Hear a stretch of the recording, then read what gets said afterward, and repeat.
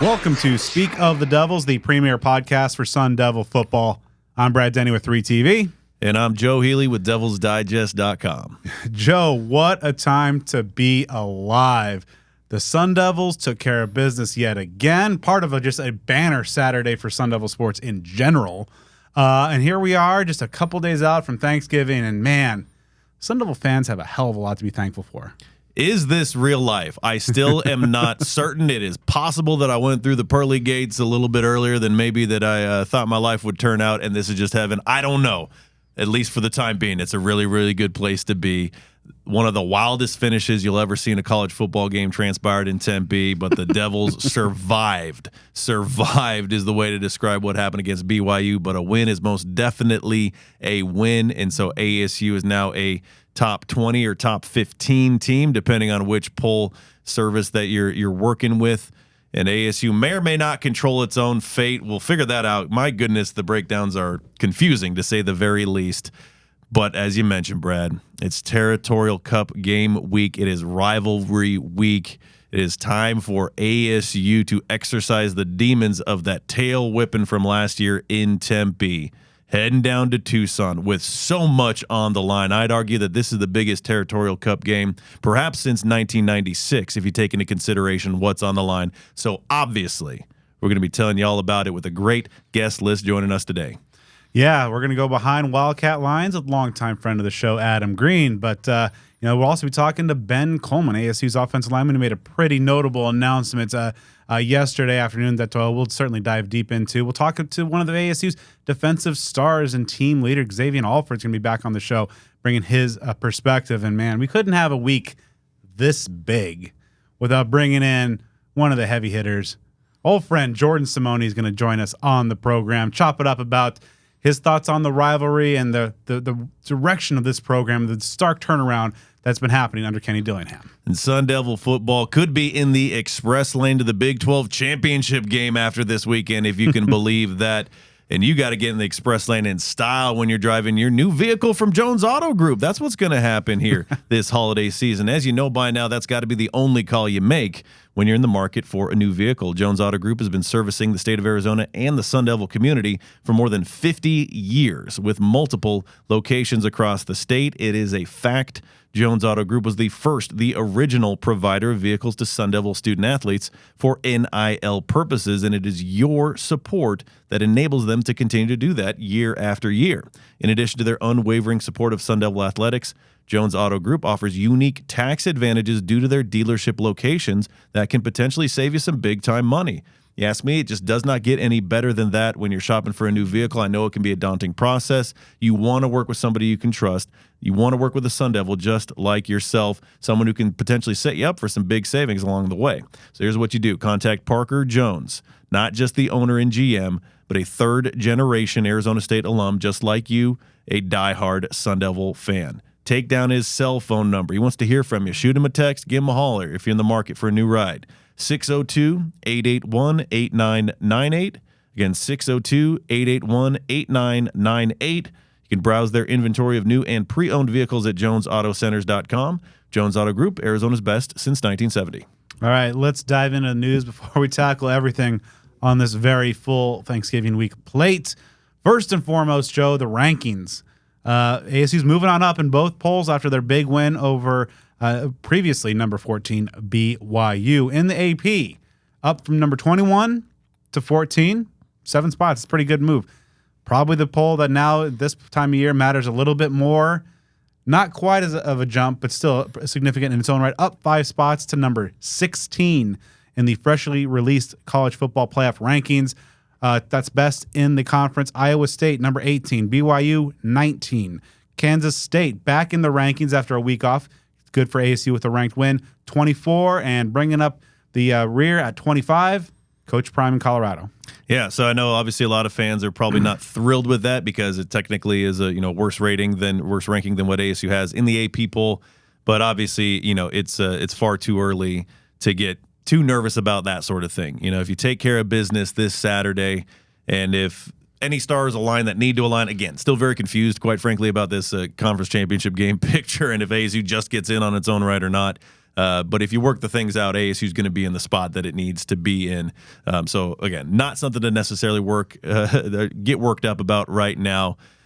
It is the first world problem of all first world problems that we are here in the year 2024, just 1 year removed from what happened last year on the football field for ASU, and talking about folks being maybe a little disgruntled by being ranked 16th in the college football playoff poll. It's a good time to be alive, as we talked about earlier.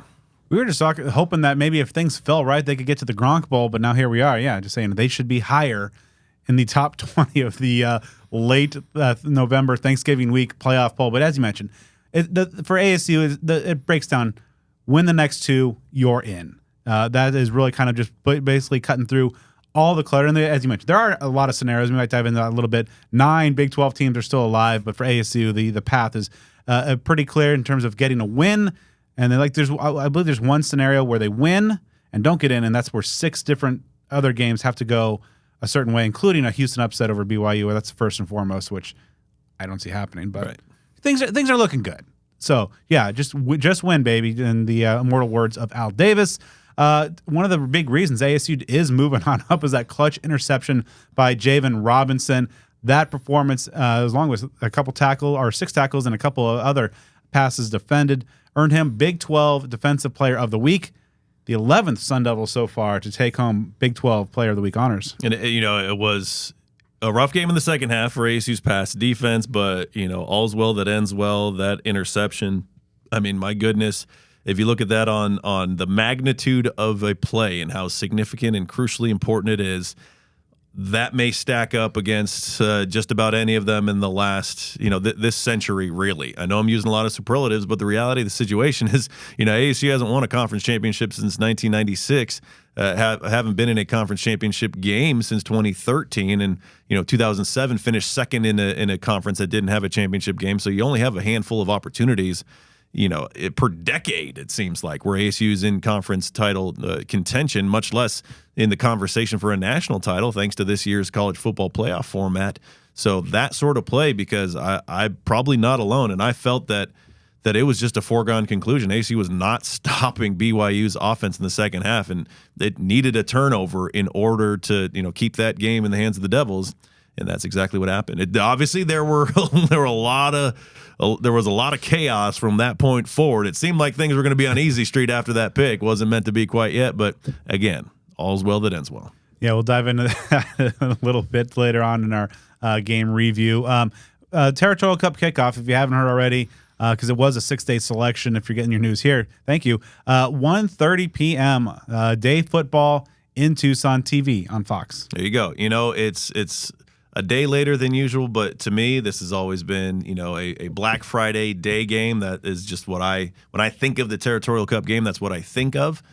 So love to see it, during the day. Obviously, it's something that Sun Devil fans are maybe keeping an eye on some other action. As we talked about, a lot of other games going on. There are a couple on Friday that are, involved in this whole multi-team, conference race. So we'll see how much information we have by the time ASU's playing its ball game. But again, if you ask me, it's a great time to be starting a ball game.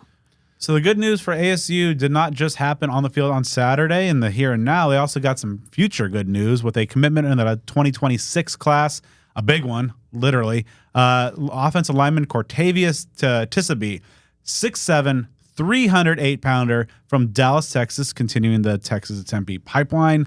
Reported offers from Oregon, Oklahoma, Kansas, and SMU, among others. Yeah, and this dude's a junior in high school. Like, that's why. That's some size right there. So, long way until that signing day, but that's a huge accomplishment, especially at that position. I mean, gosh, if ASU can start to load up and keep, pretty high-profile offensive linemen, that's going to be something very, very interesting. All right, so before we talk to kind of one of the men in this list right here, ASU's getting some good news for the future, some key commitments, so to speak, of the current roster to come back in 2025. I hear that, was maybe going to be ASU's first shot at contention. This maybe seemed like a different level of contention. Started things off a couple days ago, or 2 days ago, or maybe Monday, was it? It would have been Monday. Yeah, Monday yeah. Afternoon, Monday evening. Good start to the week. Tight end Shimon Mateer tweeted the Wolf of Wall Street clip, mentioned that he's coming back a little bit. Justin Watley, ASU's versatile defensive lineman, also did the same. And then Our guest, who you'll hear from in a couple of minutes, Ben Coleman, a key part, having a great season for the ASU offensive line. So that's 3 very important cogs that are coming back. Now, obviously, just in the culture and nature of college sports as they are right now, that sort of announcement is something, historically was saved for those that might declare for the NFL draft, which, a guy, especially like Ben Coleman in that circumstance. Now, that obviously is a factor in what we're talking about here. These are guys that could have, NFL futures, but just where we are in college football, that also applies to like the transfer portal, and theoretically that these guys are not going to entertain that option at the end of the season, and they're going to continue as Sun Devils. So you want to get as much momentum and positivity as you possibly can. We'll see if that becomes a thing. I'm curious if more announcements are coming. That's like, is this going to be a thing like throughout this week just to build up hype around this game? We don't know. Or could it just be these few guys that are making, this positive business decision? We'll see how it shakes out. But it's great news to see that sort of thing, because I know that, even through the success of a season like this, a lot of Sun Devil fans, rightfully so, are probably going to have that concern. Heck, even on Devil's Digest in the huddle, there's an entire thread dedicated to people that they're concerned that they might leave via the transfer portal, even though there's no substance to that. So this is a topic. So for these guys to come out and make these announcements, that is very, very good news for a multitude of purposes, not the least of which is just, getting some peace in the hearts of the Sun Devil fans that might be concerned about that sort of thing. All right, so we know the decision and the commitment towards next year. Rob, next, let's find out why. Now, we couldn't come into Territorial Cup week without checking in with our guy, Ben Coleman, who we've been doing the Unblocked by Ben Coleman segment throughout this football season. Been a little bit since we caught up. He's been busy winning a lot of football games, getting in the national rankings, and getting this team in a position competing for a national championship. That is reality right now. Ben, eager to talk to you, my man. Thank you again for coming on board. No doubt. Thank y'all for having me. So we saw the news earlier this week on Twitter, but we'll let you say it here once again because it's great news, real big news. Tell us your plans for 2025. Well, I'll be rocking the maroon and gold for one more year, so I'm super excited about that. I mean, a lot went into the decision. I know we'll get in depth here in a second, but that's kind of what you call a big announcement, I guess. Yeah, and a couple of your teammates have also made similar announcements, and so the dominoes continue to fall for the future. So ultimately, you certainly had options. Coming off a very strong season so far. What were some of the factors that ultimately led you to want to come back in 2025? Well, I think from a simple perspective is that everybody usually plays their last year, right? So why shouldn't I play mine? Just because my path has been a little bit different. For people who don't know, freshman year, redshirted coming off of ACL in high school, and then COVID was my second year. And then I started and played every game. The other 2 years following that, Cal, and then coming here, transferred to Arizona State, was out for the season, and then just played one game. So for one season. So for me, I feel like it's really only been 3 years. I know, you get into the numbers of everything, man. 7 seems like a long time. In my opinion, I don't really feel like it does because, one, we all know time flies. But I think from my perspective on my journey, I think that, it's fitting that, you only play college football one time. And I think the second part of that is just the group of people that I'm around being at Arizona State. I can't say that if I was at another university that I want to come back for another year. And so some guys leave because they don't like the situation. They don't want to start over at a new school. But I love everything about Arizona State. I'm super proud to be a Sun Devil. And I think it just speaks to a testament of the people that we have around, just from top to bottom, all the way from our AD, all the way down to our equipment managers. It's from top to bottom to our teammates. I think it shows that people want to be here. There's a certain reason that people want to be here. And of course, for other players to soon find out whether they come via the transfer portal or come via high school. So this year-over-year improvement for ASU, this is stuff that has never happened here. This 6-game improvement, 6-win improvement, that's the case right now. That sort of thing has never happened at ASU. So, when you take it all in and you think about like what you saw here last year when you're sitting out and, you compare that to how drastically things are improved. Like how does that hit you? How did we get here from ASU being an afterthought in the eyes of many to a national championship contender? I think it's home as the guys on our team. I'm starting with our head coach to have a chip on their shoulder. I know a lot of people say it, but I don't think a lot of people live it. And I think it's from a lot of circumstances that a lot of people couldn't control. When it comes to, Xavion Alford and Jake Smith being ruled ineligible from injury, right? When it comes to me last year, being out, due to injury. So when you think, those are just some older guys that kind of have a chip on the shoulder, we've had football taken from us, and we can't control our path. It is what it is, control the controllables. But I think it's, there's a lot of guys that essentially say we all came here for individual success for a reason, right? And we learned real quick that individual success won't gain us anything. We're here for team success. So I think everybody has fallen in love with the university more and more. I think it's really safe to say that when you transfer to a school, you really don't know what it'll be like, right? You want to better yourself, put yourself in a better position for your career. And I think what's special is that everybody learned very quickly that, man, we want to better this place, man. Individual accolades and stuff will come.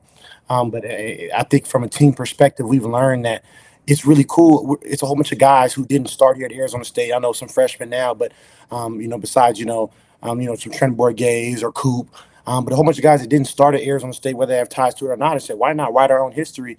We didn't start here in the first place, so why not finish it and leave it better than we found it? So let's talk about that most recent outing. I think a lot of us are still trying to process those last few minutes of that BYU game. From your perspective, what was that madness like, especially down there, in the late stages of that game? I think it was crazy. We thought we finished off the game. We have full support for our head coaches and our OC as far as our play calls. I know we play more of a chess match than other teams probably do. And so we look into every second. I think that's the reason that we've won many games. You go back to the Kansas game, talk about seconds, go back to Kansas State. And if you guys really go and watch film, just watch about how many seconds do we burn here or there, right? By little stops. We talked about it, the defense getting a stop on fourth down. That burnt another, as far as down there in the red zone, so it wasn't fourth down, but down there in the red zone, it burnt off another 30 seconds just by stopping a QB sneak one time, right? Stopping a dive one time, that burns off another 30 seconds, so it can change the game. So we talk about that stuff, but I think as far as from a player's perspective, it was crazy to sit on the bench and have all these fans surrounding and want to take pictures and obviously declining because, hey, man, we're in a football game. But I think it was a pretty neat thing as far as fans are excited to be here. Last year, we didn't have any of that. So we talk about multiple times that you've rushed the field. I know you had Kansas State on the road, but you have Matt Home and you beat them. That's another ranked win where fans rush the field. So I think it's pretty exciting to have Arizona State football back. And I think Arizona Athletics back. Arizona State Athletics back from top to bottom. So I think it's pretty cool to really be in this place. And I think it started with our volleyball team. I think it infiltrated to our football team. And then you talk about hockey wins and then, other sports with some individual records. So I think it's really cool to have Arizona State sports back. And I think it makes the state of Arizona happy as a whole.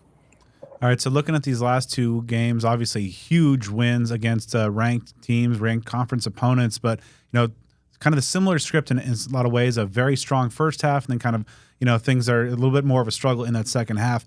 When you guys look back at kind of the film, obviously getting the W is the main goal, and you guys have been doing that, but what have you kind of seen as terms of things you can do to have greater consistency throughout both halves? Well, we don't look too deep into it. I know we want to start fast and we want to finish.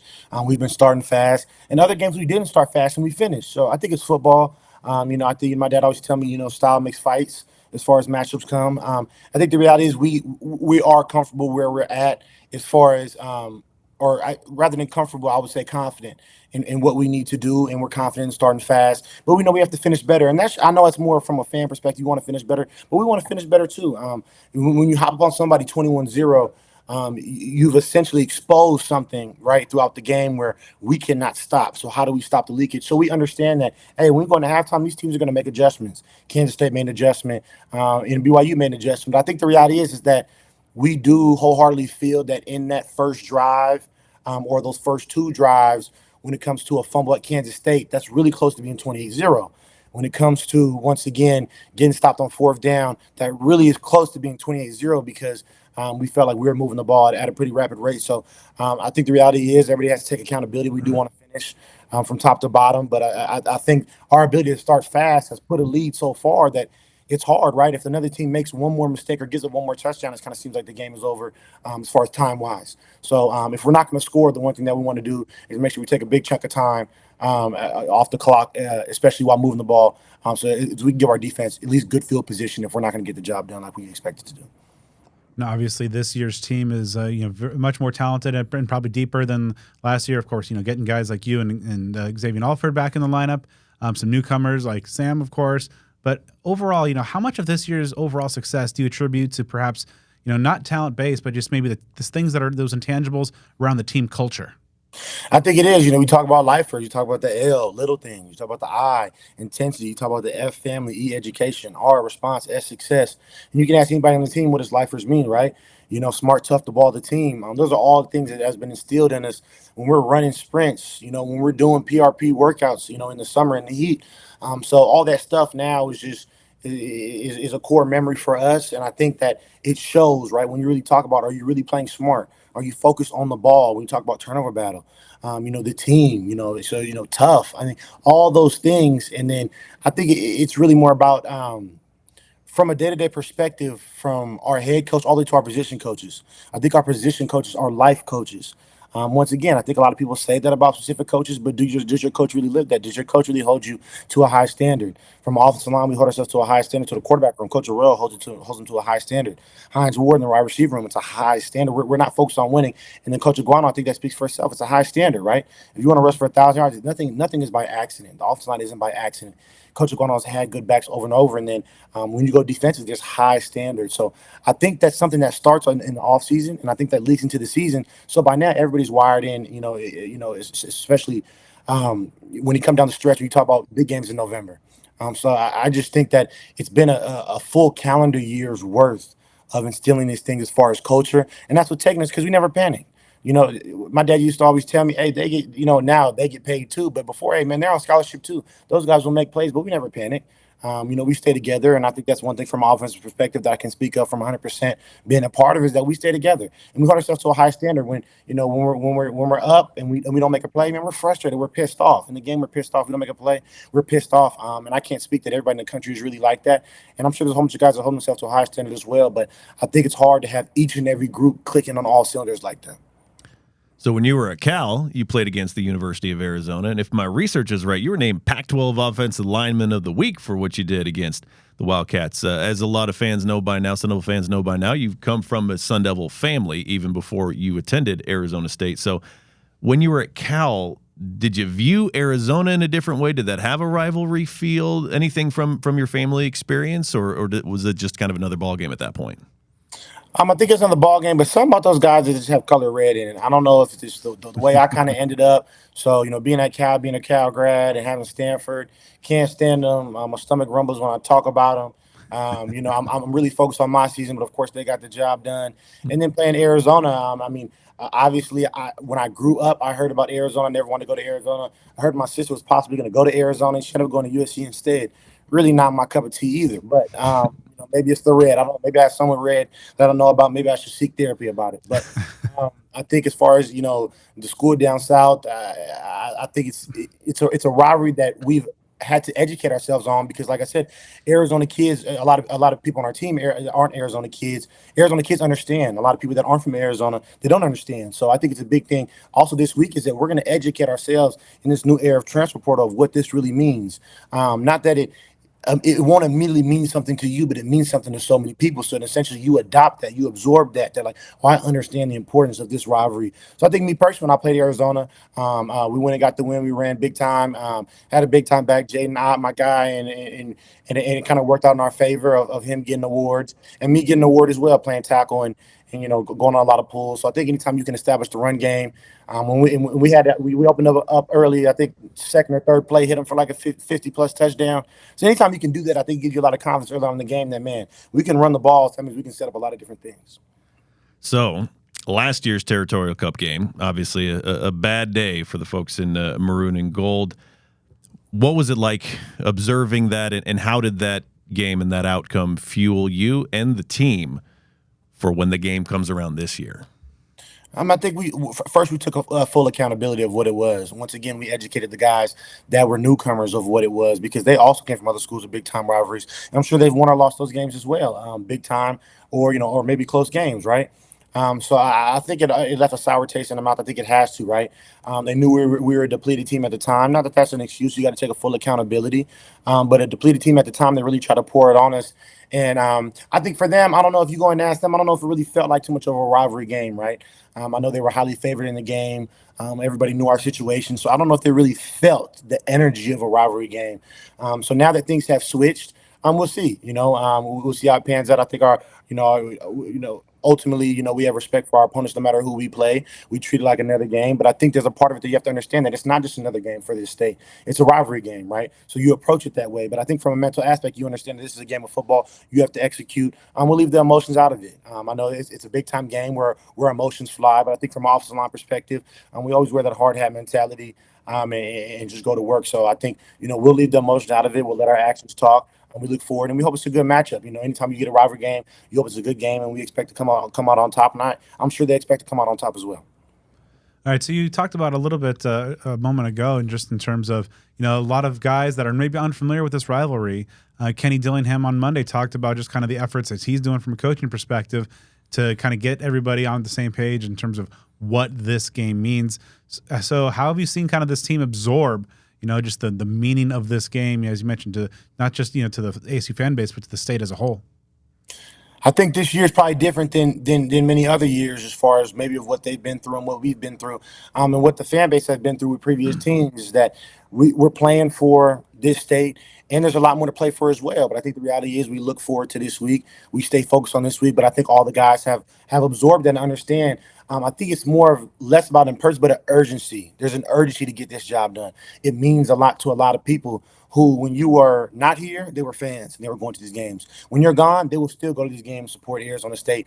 As a university as a whole, I think it was pretty cool to watch the basketball team last year go down to U of A and hit that half-court shot. And I just think when you think of things like that, you're like, wow, like this means a lot to people, right? So I think, Coach Dillingham has done a great job of educating. I think Coach T for the offensive line has done a great job of educating us on just simple things. What's the record, right? Who's winning the record, right? When was the first? What were some game-changing times with Coach Rago telling us of times where they went and won the Rose Bowl, but did they lose the U of A, right?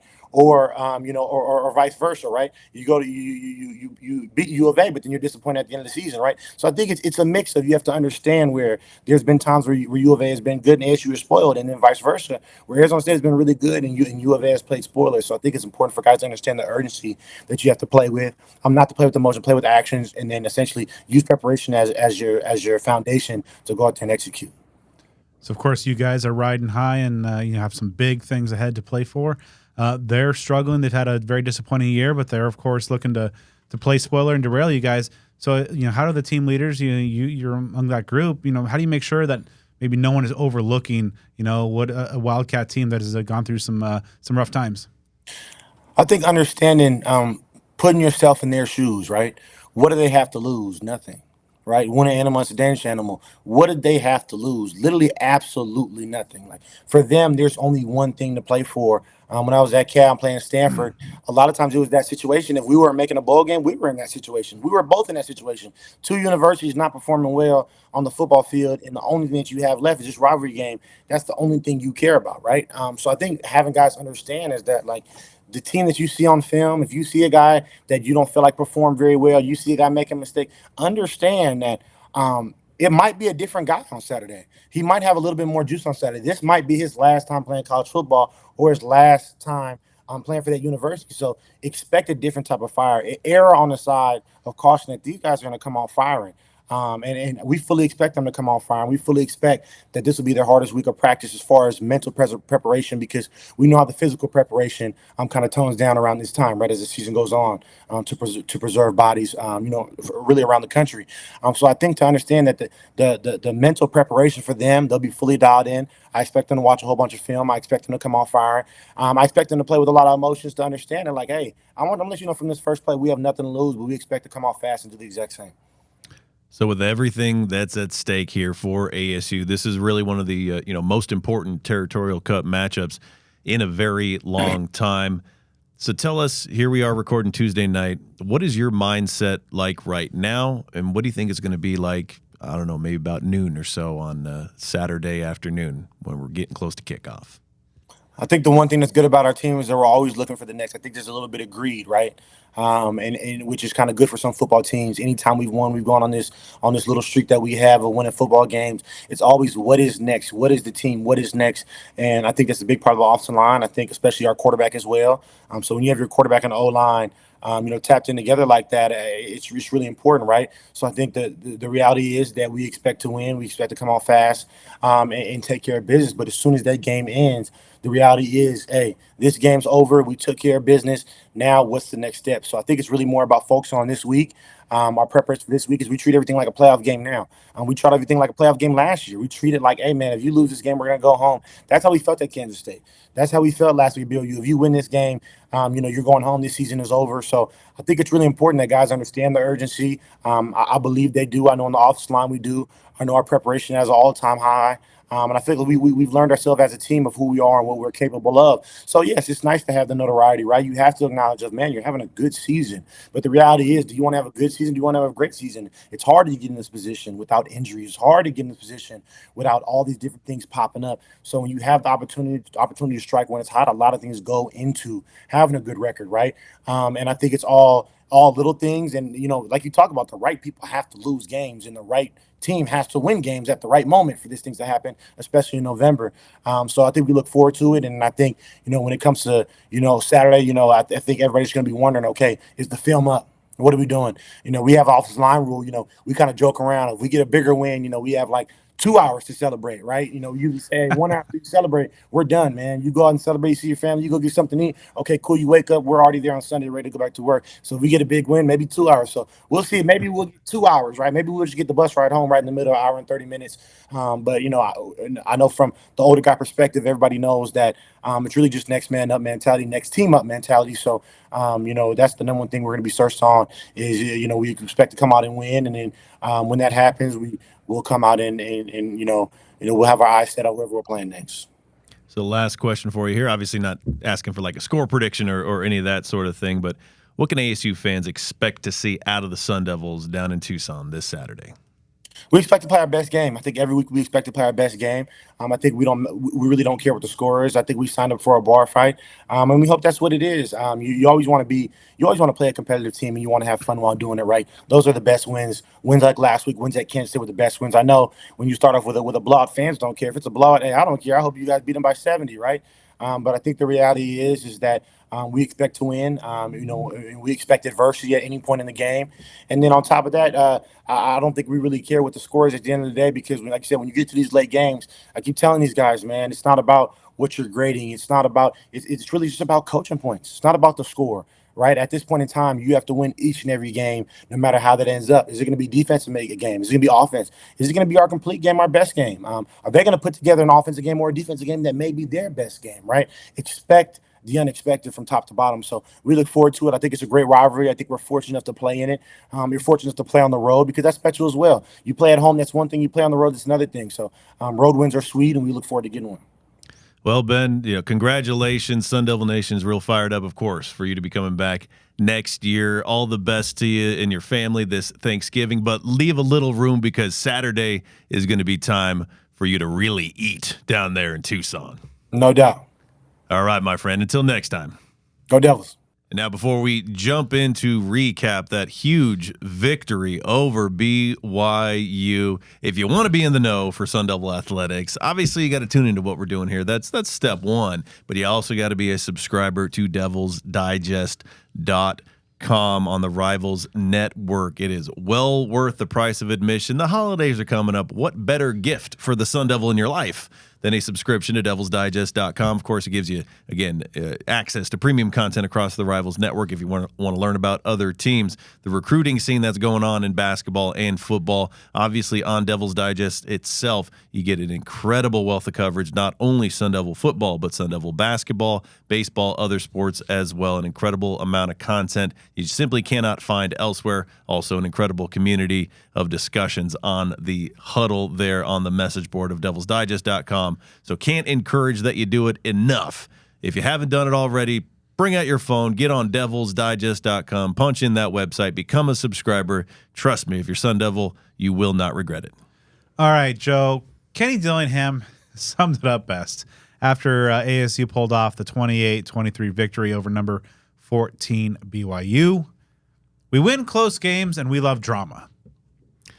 A lot of that can be self-inflicted drama, But the first part, the we win games, that's the key. There you go. As long as that first part happens, then the second part, I suppose, can happen. Man, what a wild game. At first, it looked like it might be a little bit of a comfortable afternoon, but it certainly did not prove to be that. I think a lot of us kind of knew, we've gotten a sense of this Sun Devil football team and what they're about, and that they're never out of any game, but they may not necessarily take their opponent out of every game. So it's always something you got to stay to the very last second. I'll put it that way. Yeah, always something university indeed. And this is a game that really was like a carbon copy of the Kansas State win, where the Devils run out to a big multi-touchdown lead at the half, and then it's white knuckle time near the end. This one is even ramped up from what we saw against Kansas State, where against at least the Wildcats, that ASU was able to kind of, there's a couple touchdowns, but they kind of made some key plays and key moments. Now, they made a key play and a key moment in that second half on the defensive side. But, man, the way that the BYU Cougars, now they're 9-1, got to tip the cap. They played hard too, but, that defense for the Sun Devils just getting scorched and dominated in that second half. Could not register a stop until the waning moments when Javen Robinson was able to get that pick, almost a pick six. And even then, Joe, the defense still had to trot out and make one last play. It was a wild day, and especially just going by the numbers and the trends, heading into the game, the BYU offense was nothing special at all. But the defense for the Cougars was very good. But for whatever reason, college football is a wild sport. It looked like it was the other way around. Like ASU was pretty much having its way, especially in the first half, offensively against the Cougar defense. But then as things wore on, ASU, as you mentioned, just like literally could not get a stop. It was almost like you change the settings on a video game from like Heisman to, rookie or something like that at halftime. Really weird deal. And it did have that feeling of, when BYU got the ball back near the end. I'm not talking about that very last play necessarily, but in their final, drive that they had leading up to that interception, it just felt like a slow bleed, like, the inevitable is about to happen. ASU's not stopping them at all. They have enough time to move the ball, and they're, less than a touchdown down. Like this might happen. Thankfully, Robinson came through and saved the day, but man, it was really dicey there throughout the course of pretty much the entire second half, and time just ran out on BYU is kind of what it really ended up being. Yeah, so ASU got out to that big first half lead. Cam Scadaboo doing Cam Scadaboo things, just a shade under 100 yards rushing, 3 touchdowns in the first half. ASU was just everything was kind of working for them. Defensively getting some big plays on fourth downs. ASU's offense was able to convert to get things going. The offensive line played a great game in that first half, but ultimately some things started to catch up with them. Kenny's decision making, passing up some short field goal opportunities didn't pay off. ASU was just 2 for 5 on the day in the red zone, and of course, a couple of those fourth down failures, a 4th and 4 that Levitt overthrew an open Jordan Tyson, looked like, and then of course in that fourth quarter, the 4th and 1, I believe from the 11, they decided to not kick a field goal there, to go back up 8 points. BYU's defense made the play and ultimately was able to drive down the field on that drive that Robinson ultimately was able to get the key interception. But it was just, again, like you said, like a carbon copy of K-State, just, a tale of two halves, as cliche as that is. Yeah, it was really odd, especially on those offensive drives. I was starting to get quite concerned on that early one in the second half, because if you saw, on certainly the 4th down play, but maybe the 3rd as well, Cam Scadaboo was really favoring one of his legs, looked like maybe like a hamstring or something like that. And on that 4th down play that didn't result in anything, he was just more of a decoy than anything else. He saw that and was like, oh my goodness, this is certainly, concerning there. And then, hindsight's 20/20, but obviously you really want to take the points. And even after the turnover, I didn't quite understand the logic of just not punching it in. At that point it would have made it a 2-score game, and there just was less than a minute on the clock. Just the odds of scoring twice is going to be very, very low.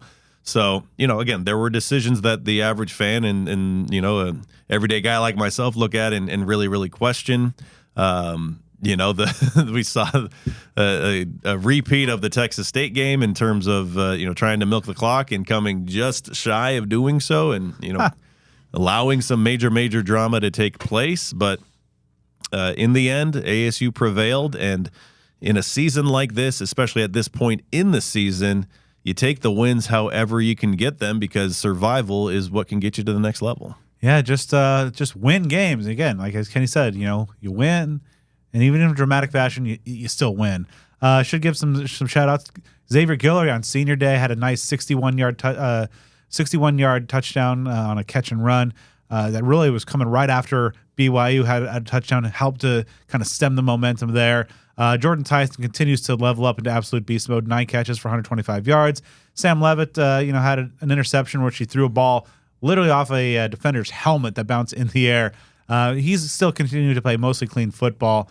But the ASU pass defense, they're playing some more zone, getting torched a little bit, season high 297 yards. But as we keep saying week after week, they ultimately find a way in the moments that matter the most, and it might not be an easy time. And Valley cardiologists might be raking in the windfall from the collective impact of the season for years to come.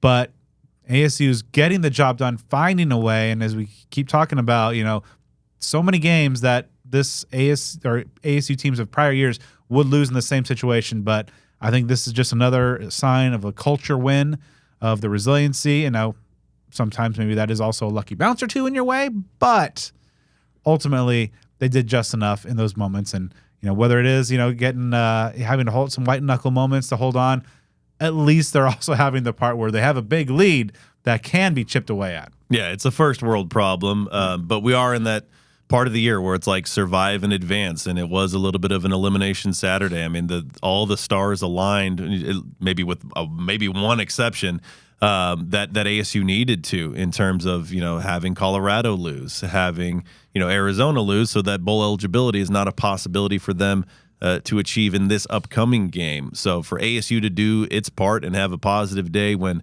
others in the conference, either fell completely out of conference title picture or just fell behind the 8 ball and lose the control that they have over their own destiny.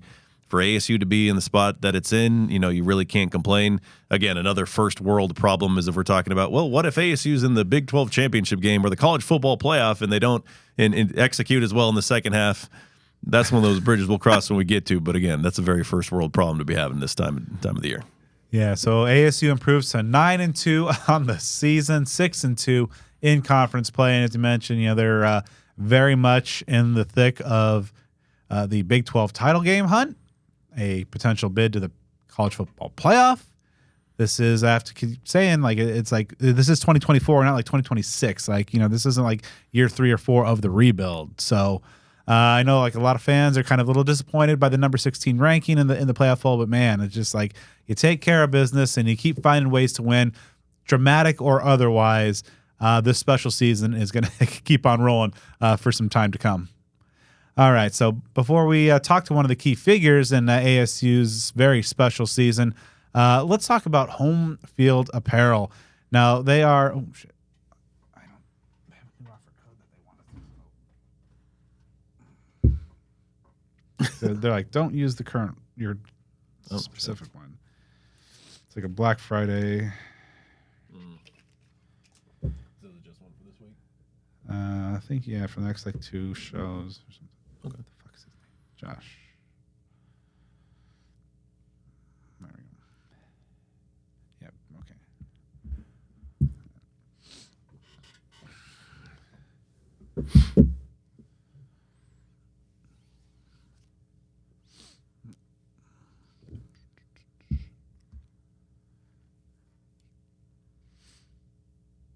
So before we talk to one of the key players for ASU's very special season, let's talk about a very special discount from our friends at Home Field Apparel.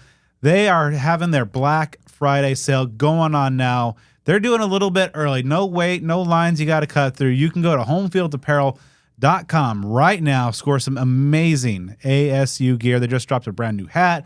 Of course, we've been talking to you all season long about the shirts, hoodies, joggers, tank tops, other hats. I mean, they got everything a Sun Devil fan needs for your holiday shopping or just for a little treat yourself type of day.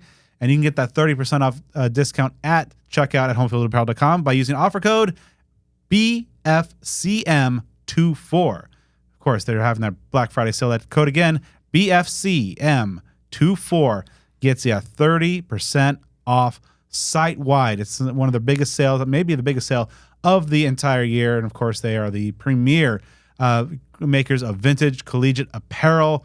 And if you're not just have ASU fans on your shopping list, they got over 200 different schools on there. Everything that you can hope for this holiday season. And for 30% off, it makes it that much sweeter. All right, so after Tuesday's practice, had a chance to catch up with one of the team leaders and key defenders for this Sun Devil squad, a guy who's been making big play after big play all season long, safety Xavion Alford. So obviously a huge win for you guys. What was that atmosphere like? Just, obviously winning a game of that magnitude, but also just in front of like a jam-packed crowd. It was crazy. I've honestly never been a part of anything like that, where the game is still going on and fans, they're right there, like right by the bench. It was crazy, but I want to thank them for showing out, coming up, showing that support. Obviously a lot of hard work has gone into this season. A big game like that magnitude, the fans showed up and we were able to get the W. So that's all we could really ask. But it was great. Hopefully, there's more games like that to come, in the next season whenever we're back up in there. So obviously that last sequence was a little weird, the two field storms. Well, obviously you guys had to go out and defend another play. Yeah. So what was that like from a defender's perspective, knowing that, okay, going from, we just won this huge game to, no, we did not yet, to getting back out there and having to play another snap? Really just trying to stay focused on the sideline. Obviously it was a lot of distractions, fans everywhere, people kind of going crazy, emotions high. It was really a very tight game, but just really trying to refocus again for one more play, and really get the job done. Because, you go out there, you bullshit the play, then it doesn't go our way, and then obviously we be having a different conversation. So just to really just refocus, go out there and play as hard as we can for one more snap.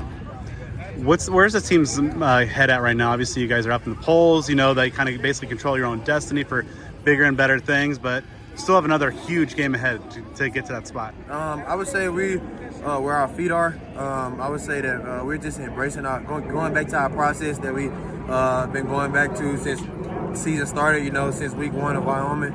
Just trying to, come back to the things that's been working. If it's not broke, people say don't fix it. So we feel like we've been attacking the week as good as we can, but we feel like, we can be more focused and come out here and get better every day. So it's really just trying to find ways to get better from the game and applying it that next week onto the field to the new opponent. So just trying to, stay focused and embrace the process, really.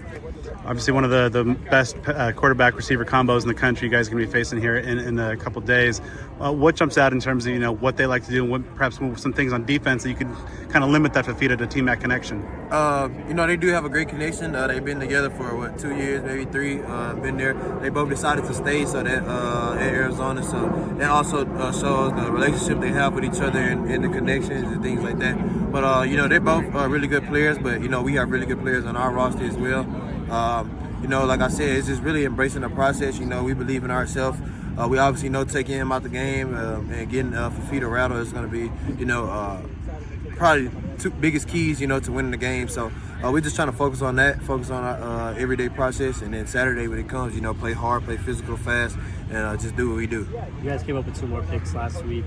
How have you guys been able to, as a defense, just play as a collective unit over the course of the season, keep up that communication? I would say just all the work that we put in and communication. Really, it's really just everybody being on the same page and being honest with each other.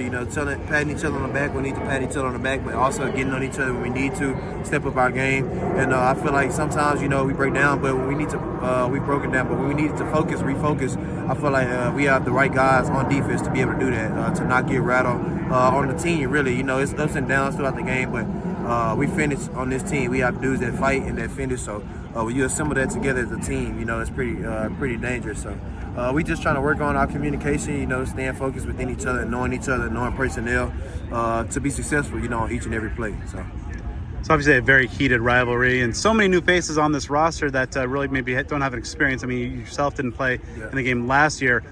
What's kind of just the sense of just where the team kind of views the Wildcats, the hatred, the rivalry, the history that Kenny mentioned that trying to educate you guys and get everybody ramped up to speed on what this game means to the state. I would say Coach Dooley says there's 2 seasons. Obviously the last one just finished, and then this week it starts the new season. So like you said, I'm from the state of Texas, so just kind of similar to Texas and their rival. Like you want the bragging rights in the state. So I know how big it is, just being from somewhere with two rival schools. So they really are emphasizing us what this game means. But obviously, we are approaching it like any other game. We know it's a rivalry. It's going to be heated. We just trying to stay focused. Obviously, we're playing for more than they're playing for.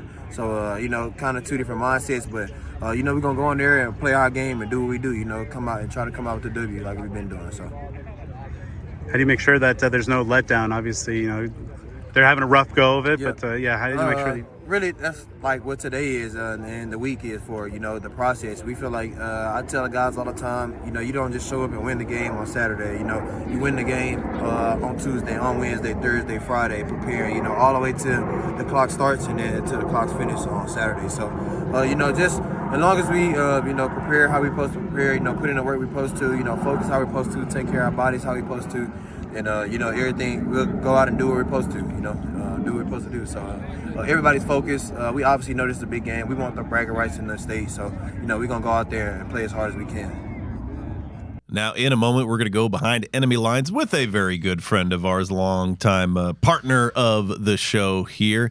But for right now, for this moment right here, this is for the homies.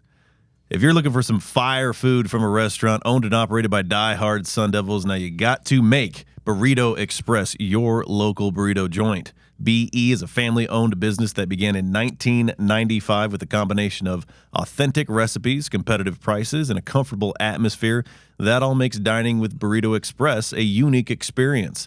You've seen their passion within this community on Twitter. You've seen how incredibly active they are with a multitude of NIL deals to support Sun Devil student-athletes. You see how active they are in the community on a very regular basis. So it's very safe to say if you are a Sun Devil, Burrito Express is a business well worth your support. And by the way, their food is top-notch all the way. Burrito Express has 7 Valley locations, 2 in Gilbert, 1 in Mesa, 1 in Chandler, 1 in Scottsdale, a Tempe location near Kyrene and Elliott, and the ASU location near Rural and University, just about a half mile from Mountain America Stadium. They're open from 7 a.m. to 3 p.m. Monday through Friday, while some locations are open as early as 6 a.m. during the week, and 8 to 3 on Saturdays and Sundays. You can order online at theburritoexpress.com for pickup or delivery, and be sure to give them a follow on Twitter and Instagram at BurritoEXP, and on TikTok at Burrito Express AZ. All right, joining the program now for this week's Know Your Enemy segment is certainly no enemy of ours, even during this hate week. Coming back to the show, I think you're 11, 12, maybe I should have consulted the spreadsheet, but you're firmly in the double digits. A Wildcat is in our top 5 all-time appearance list. Adam Green, Wildcat Radio 2.0 and Arizona Desert Swarm. Adam, as always, how are you today? And thanks for coming on. Yeah, thanks for having me. I'm good. It's I think mercifully this football season's almost over for Arizona fans. So it's kind of the countdown is officially on, and it's always fun though. Territorial Cup, this matchup, love talking with you guys and previewing things no matter how Arizona looks and compared to ASU anyway. We were saying the same exact thing last year about this time, so I guess these things are cyclical for sure. So naturally, the season hasn't gone as expected for Arizona. As we look back on things, just how much did Jedd Fisch's departure in January to Washington, not only that it happened, but when it happened, impact what the product on the field has become this year? It's hard to say. It hasn't impacted it tremendously, right? And it was tricky. I think I remember talking to you guys after he left. We did a quick thing, and it's like the question for Arizona was, okay, Jedd Fisch is gone. Who are you going to get to replace him? It ended up being Brent Brennan. And at that point, it was, can they keep the guys? Because you're coming off this magical season, and you were going to lose certain players, Jacob Cowing, Tanner McLaughlin, Michael Wiley, Jordan Morgan. They're all going to the NFL. You knew that. But it's just, what happens to Fafita? What happens to T-Mac? Big Jonah? What happens to Tacario Davis and the rest of this roster? And certainly there was that concern when Fisch left that they were all going to go, because they committed to Fish. They had success under Fish. And I mean, Washington had more money to spend in NIL, we kind of assumed. So that was the concern. And then when he didn't poach the entire roster, he did gut some guys. He got, Jonah Coleman, the leading running back. He got Ephesians Pricelock, one of the cornerbacks. But when the dust settled, and especially through the spring portal, Arizona hadn't lost a ton, and I think what happened was most people were so focused on what they kept, so excited they kept Fafita, and I'm guilty of this as well, but they kept Fafita, they kept T-Mac, they kept so many of these guys, and it's like, all right, where we kind of lost sight of who they'd lost. And it wasn't just that they lost key guys, because they did, and they were expecting to lose some of them, but a lot of that depth that they had last season, a lot of the guys who maybe would have stepped up into roles this season, that was gone. The recruiting class was basically decimated. And it's just the roster itself wasn't as good as, certainly not as good as last year's team was, and clearly not as good as a lot of people thought it was going into this season. And Fish leaving is probably the catalyst for that. So obviously Fish went 1-11 in year one, and then 2 years later had that 10-win season. Kenny Dillingham went from an ugly 3-win season last year to, some pretty high-level success right now. Is there confidence there that, as the dust settles, that Brennan can get things up the ladder that direction, or are there concerns that he may have a limited ceiling? It's definitely the latter. His hire is different than Kenny Dillingham, right? Dillingham was hired kind of at rock bottom for ASU, or what everybody from Tempe was hoping was rock bottom, and there were no expectations. And he's an alum. He was a successful offensive coordinator at Oregon, but he was just an ASU guy through and through. And similarly, Brennan loves U of A. It was one of his dream jobs, if not his dream job. He's not an alum, but he was on the Dick Tomey coaching staff, met his wife in Tucson while he was coaching with the Wildcats. So he wanted the job, and that's something that, hey, like, great, right? If you get someone who truly cares, you feel pretty good about that. But unlike Dillingham, Brennan took over a team that was ranked in the top 25 to start the season. Even with everything they lost, there were expectations. And I'm kind of on the mindset, especially now, that he would have been better off if everyone would have just left. Because I'm like, okay, you win 3-4 games, that's expected, right? Like, no one was ready to run Dillingham out of town last season because ASU struggled. It was, hey, this is not a very good roster. You deserve your time to build things and see your vision through. Brennan hasn't had that luxury. And instead, they've won 4 games and looked pretty bad in most of their losses. And it's like with Noah Fafita, with Detroit McMillan, with Takario Davis, with Jonas Avanea, like with 3 projected first-round picks. I saw one of the mock drafts. They're winning 4 games this season and probably going to finish with 4 wins unless they pull off the upset this weekend. So it's hard to look at him and say he's the right guy, because nothing that's happened this season speaks to that. Does that mean he's not going to get another year? I think there were rumors that maybe they were fundraising, getting the money to get rid of him, or just to change over the coaching staff. And one of the two things is going to happen, because if he comes back, the coaching staff, especially the offensive side of the ball, is going to change.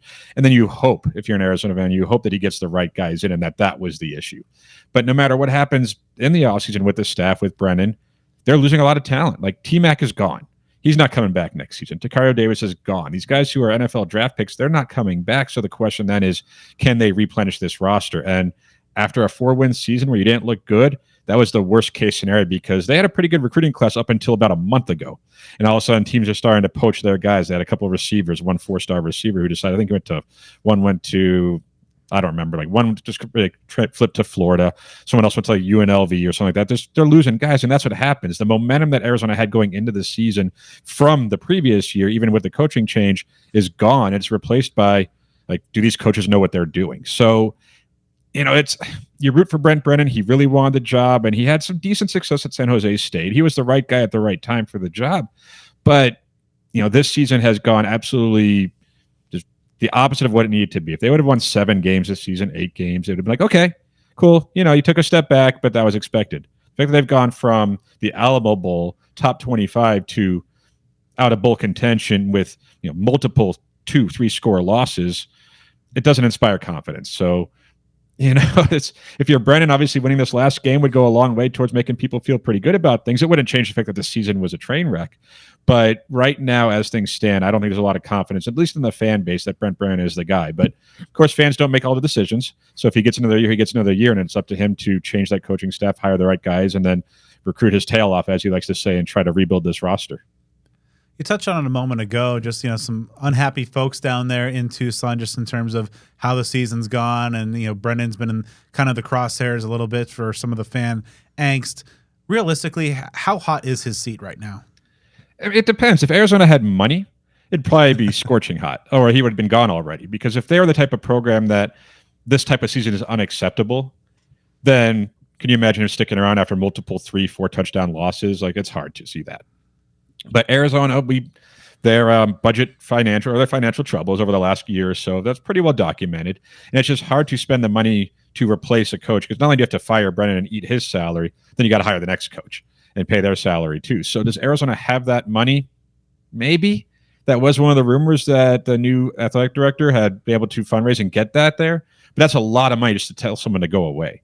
And then do you want to have that reputation of we're willing to kick coaches to the curb after one season? Because that's not necessarily what you want either. So I think his seat is pretty warm. Like, if I had to guess, I would say he's back for next season, because I just don't think Arizona wants to eat that salary. I don't know if they can afford to eat that salary after this season. But if they go into next year with admittedly lower expectations and win 3-4 games again and look pretty bad in the process, then it's hard to imagine that he might see year 3. And again, though, it's money, right? And I know the Sun Angels too, for ASU, being able to come up with some money to pay some fines. Like, if you have the money, you can do a lot of different things with NIL, with your coaching staff. And unfortunately, even when Arizona got the buyout with Fish, it wasn't enough to, really make a difference in terms of could they fire Brennan. But, I'll be honest, like, no one expected it to come to this. When they hired Brian, he had all the good vibes. And again, he really wanted the job. He had some pretty good success, especially recently with San Jose State. And the offseason was pretty good. So that we're talking about this right now, the hot seat, and wanting to bring him back or not, or wanting to get rid of Brent Brennan, that's surprising. It's disappointing. And when I think that's the case, it's hard to really picture what they're going to do, because, if they had the money, I think he's gone. But do they have the money? Probably not. Now, throughout the course of the season, especially in recent weeks, as the season's kind of got away from the Wildcats, there have been some maybe grumblings that perhaps, Brennan doesn't have the full buy-in of the team, or maybe some disconnect there. But now that bowl eligibility is, off the table, where do you think the Cats are overall mentally heading into this rivalry game? The nice thing about this team, and I'm not in the locker room, I'm not talking to the guys really, but the stuff I do hear is that the whole thing about them is their brotherhood. And it sounds like a cliche, but the fact that they stuck around and they're doing this together, like they want to play, they want to finish strong. And I don't think they've quit on this season. Now, do they buy into this coaching staff? Like, are they playing hard for the coaches, or are they playing hard for each other? And does it really matter if there's, what the difference is? Probably. But, I don't think Troy McMillan is going to go out there and tank the last game. He's going to the NFL and he could opt out, but there's been no talk about him opting out. He said after the game against TCU, he's like, that's the last game. That's our Super Bowl. We need to win it. So that's a guy who people thought maybe would sit out. Well, no, he wants to go out there and play. Dalton Johnson, Noah Fafita, Genesis Smith, these guys, they haven't quit on the season. So I don't think that they're in a bad place. Like, obviously the season has not gone the way they wanted it to, but every one of them knows that if they come out and win this game, if they can keep the cup and knock off ASU, keep them out of the Big 12 title game, do all those things, it'd be a nice way to finish this bad season. So, it's a team that stuck together, stayed in Tucson largely for each other, and that's what's going to carry them through this last game. Whether it leads to a win or not, probably not. But in terms of like their dedication, their desire, their effort out there, that hasn't seemed to wane, and I don't think it will, at least by the time this game kicks off. So one of those players that stayed around, Noah Fafita at quarterback, still ranks at some pretty respectable levels in some passing categories, but the overall quality of play has dropped off, at least compared to last year. Would you say that's a factor of the coaching change, a lack of supporting cast outside McMillan, maybe just the good old sophomore slump? What do you think has caused things just to not necessarily build on last year for Fafita? I think it's all those things you said, Joe. I think that, I mentioned it earlier, the guys at Arizona lost. You lose a Jacob Cowing who, T-Mac gets the headlines, but Jacob Cowing was a monster for Arizona the last 2 seasons. He's gone. Tanner McLaughlin, the tight end, who was drafted by the Cincinnati Bengals. Like, he was a very good, I think he had 2 touchdowns in last year's Territorial Cup. Like, he was a weapon. You lose your left tackle, Jordan Morgan, a first-round pick. Those are key. And the entire running back room, Jonah Coleman, Michael Wiley, DJ Williams, your top 3 runners from last season, all gone.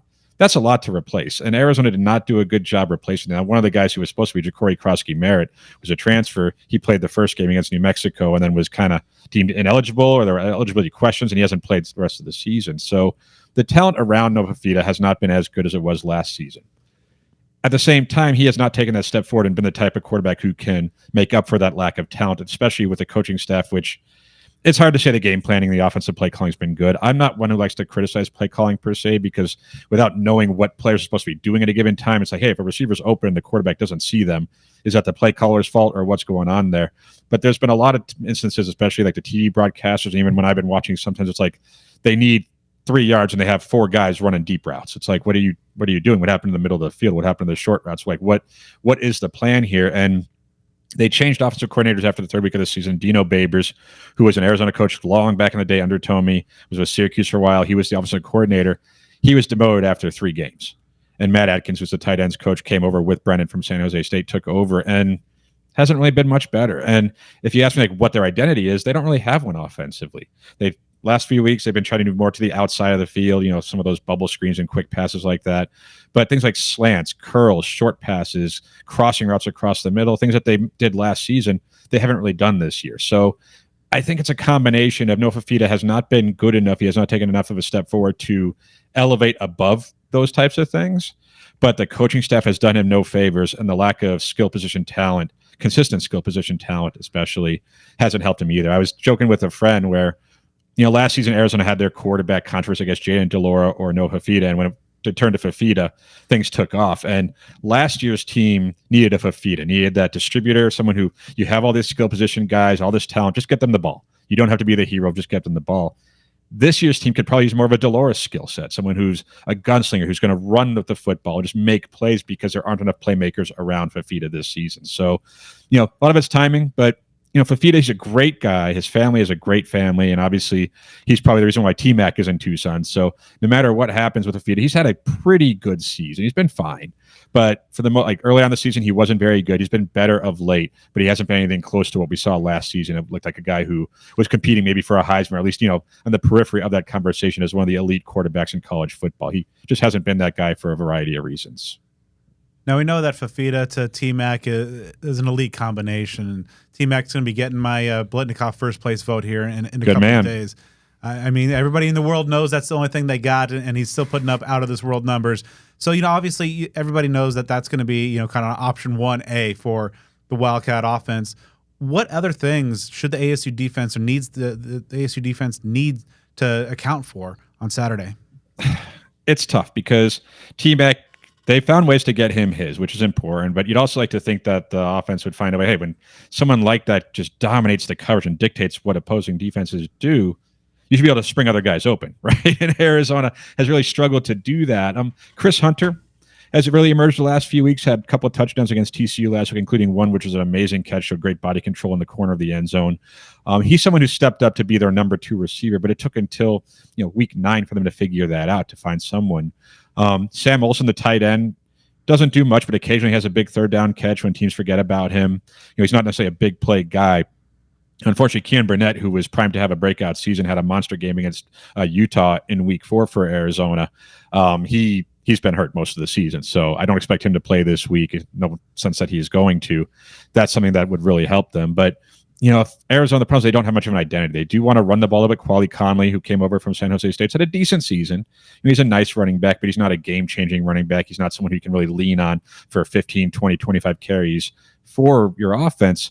So it's going to be a lot of the passing game if they can block. Big Jonas Avaneo, who is a projected first-round pick. He was a guard a couple of years. He started the season at right tackle. He was moved over to left tackle with all the injuries Arizona's had. He left last week's game in the 4th quarter with what looked like a leg injury. No update on if he's going to play. If he doesn't play, then Arizona's down their best offensive lineman, which was already a pretty weak offensive line. And it's like, how much can you do then? So, they're not in a great spot to say this is what they're going to do offensively. Like, yes, it's T-Mac, and they're going to have to get him the ball because you can't ignore him, and you have to make sure he's part of your offense because he is your best, most dynamic weapon. But someone like Chris Hunter is going to get the ball thrown his way. Jeremiah Patterson, a quick slot receiver type. They find a few short passes to him, see if he can break something. And then the running game really with Quali Conley and Kendrick Risano. They try to get it going, but again, the offensive line has been so bad, it's hard to really get anything substantial going in any facet of the game. Like, they have not been a good offense this season in really any way, save for T-Mac and his greatness. So staying on the topic of T-Mac, as far as overall talent level is concerned, where does he rank for you, not just receivers, but all players among the all-time greats that have been at Arizona? It's hard. I mean, he's going to be the highest draft pick, right? NFL draft pick. And just the type of player he was, what I think is impressive about him is there have been some great players that came through Tucson. See, Rob Gronkowski was great. Chris McAllister, one of the greats. And you could go back, Brewski and Waldrop and just so many players who made an impact at U of A. But T-Mac coming in as the highest rated recruit, 4-ish, 5-star recruit came in and immediately was that type of a player and has gotten better. And so it's hard to look at him and say that there's anyone better in terms of overall raw talent. And they've had some really great players, but in this day and age, for a receiver to make the kind of impact he has on a team when defenses know they're going to focus on him. Like you guys mentioned, like teams dictate their coverage. They bracket him. They do everything they can to slow him down, and he still makes plays, still makes catches, and is every bit the dominant player that he was supposed to be, and the type that really makes it a shame why Arizona hasn't been so good this season. It's like, you have this guy. He's a top 10 NFL draft pick at receiver, and you're going to win 4 games. How do you do that? But I think it's almost like his greatness is what transcends even the ineptitude maybe of this coaching staff and the play calling. So he's definitely, I think different generations and different people who watch him might rank things differently, but he's in the top 3 or 4. He has to be in terms of just overall, talented football player to walk through those doors and to leave the University of Arizona. Like when his name is called in the NFL draft, Territorial McMillan from the University of Arizona, that's going to be pretty cool. Jordan Morgan last year was the first round pick, I want to say, since like the early or mid 2000s. Like I feel like, I forget the exact number. It's been a while since they had a first round pick. They're going to get at least 1 more this year, probably 2, maybe even 3. Oh. But T-Mac headlines that for sure. So earlier you were talking about the running back Ja'Cory Krosky-Merritt, and I wanted to ask you about him because I noticed on the depth chart that they have him listed as a potential starter, but then I saw that they've done that throughout the season. I was wondering if something was up with that just for this week.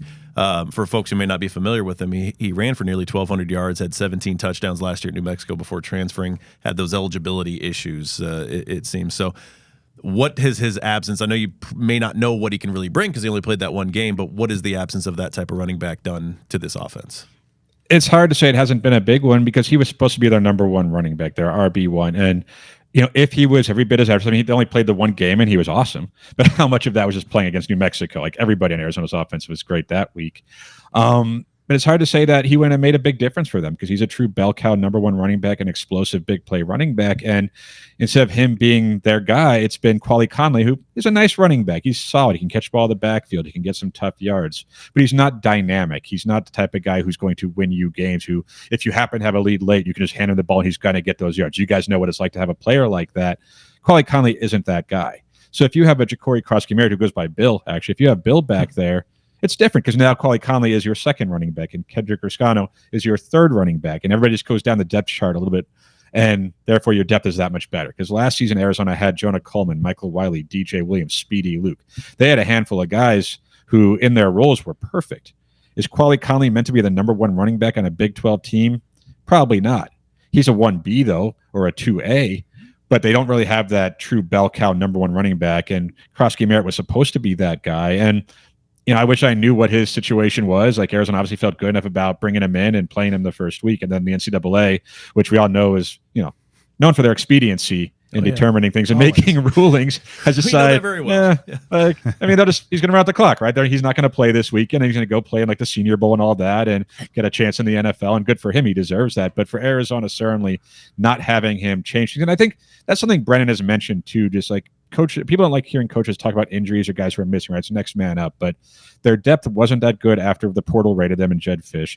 And when you lose someone like your number 1 running back, you lose your left tackle, projected left tackle in camp. He just walked away from the team, Raymond Polito, and the guy who replaced him, Rhino, he got hurt after like 5 games. And you lose 2 of your top defensive backs, Gunnar Maldonado, Traden Stukes. You lose Jacob Manu. Like they just lost so many key guys where it's like, what does that do? Maybe the guy who was quality depth is now kind of a below average starter. And that's what's happened to this team where, you guys know injuries too. It's amazing how things flip after, from season to season. But, Arizona's starters were probably pretty good. If everything was healthy, everybody was healthy and everything went the way it was supposed to, it wasn't a bad roster.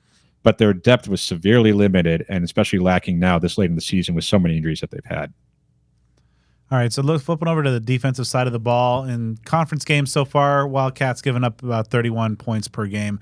What have been the primary reasons behind those struggles? Obviously, you mentioned injuries, kind of, some key names there, but overall, what have been some of the reasons for these deficiencies on defense? It's hard to say. This is the thing, but I want to say injuries. to start the season, their defense was fine. Like their offense was terrible after the first game, but their defense was keeping them in games for long enough, at least, to get the offense a chance to make something happen. But then when you lose a Jacob Mon, who's played in 7 games this season, and he's like 1, 2, 3, 4, 5. He's their 6th leading tackler, and he only played 7 games, and really he only played 5 because he played like 1 series against Colorado, was kicked out for a targeting penalty, and then got injured against I forget which game a BYU game. And then he comes back in the Colorado game and tears his knee and is out for the season. So he's played in 7, but he's really only played in 5. He's their 6th leading tackler still. So you lose someone like that. You lose Gunnar Maldonado, who had an interception in last year's Territorial Cup, and he emerged as one of their leaders on defense. You lose Traden Stukes, a veteran cornerback who had played very, very well. Like, that hurts. Like, they just don't have the bodies back there. And the cruel irony is of their captains this season, Manu, Maldonado, and Stukes were all their defensive captains. And everyone has been lost for the season. So, it's injuries, like, they're an excuse, but they're also somewhat of a reason sometimes. And I'm not saying Arizona would be Desert Swarm if they had those guys in the lineup. That's not the case. But there are certainly games against West Virginia, for example, which they just needed 1 stop late to give them a chance, and they just couldn't do it.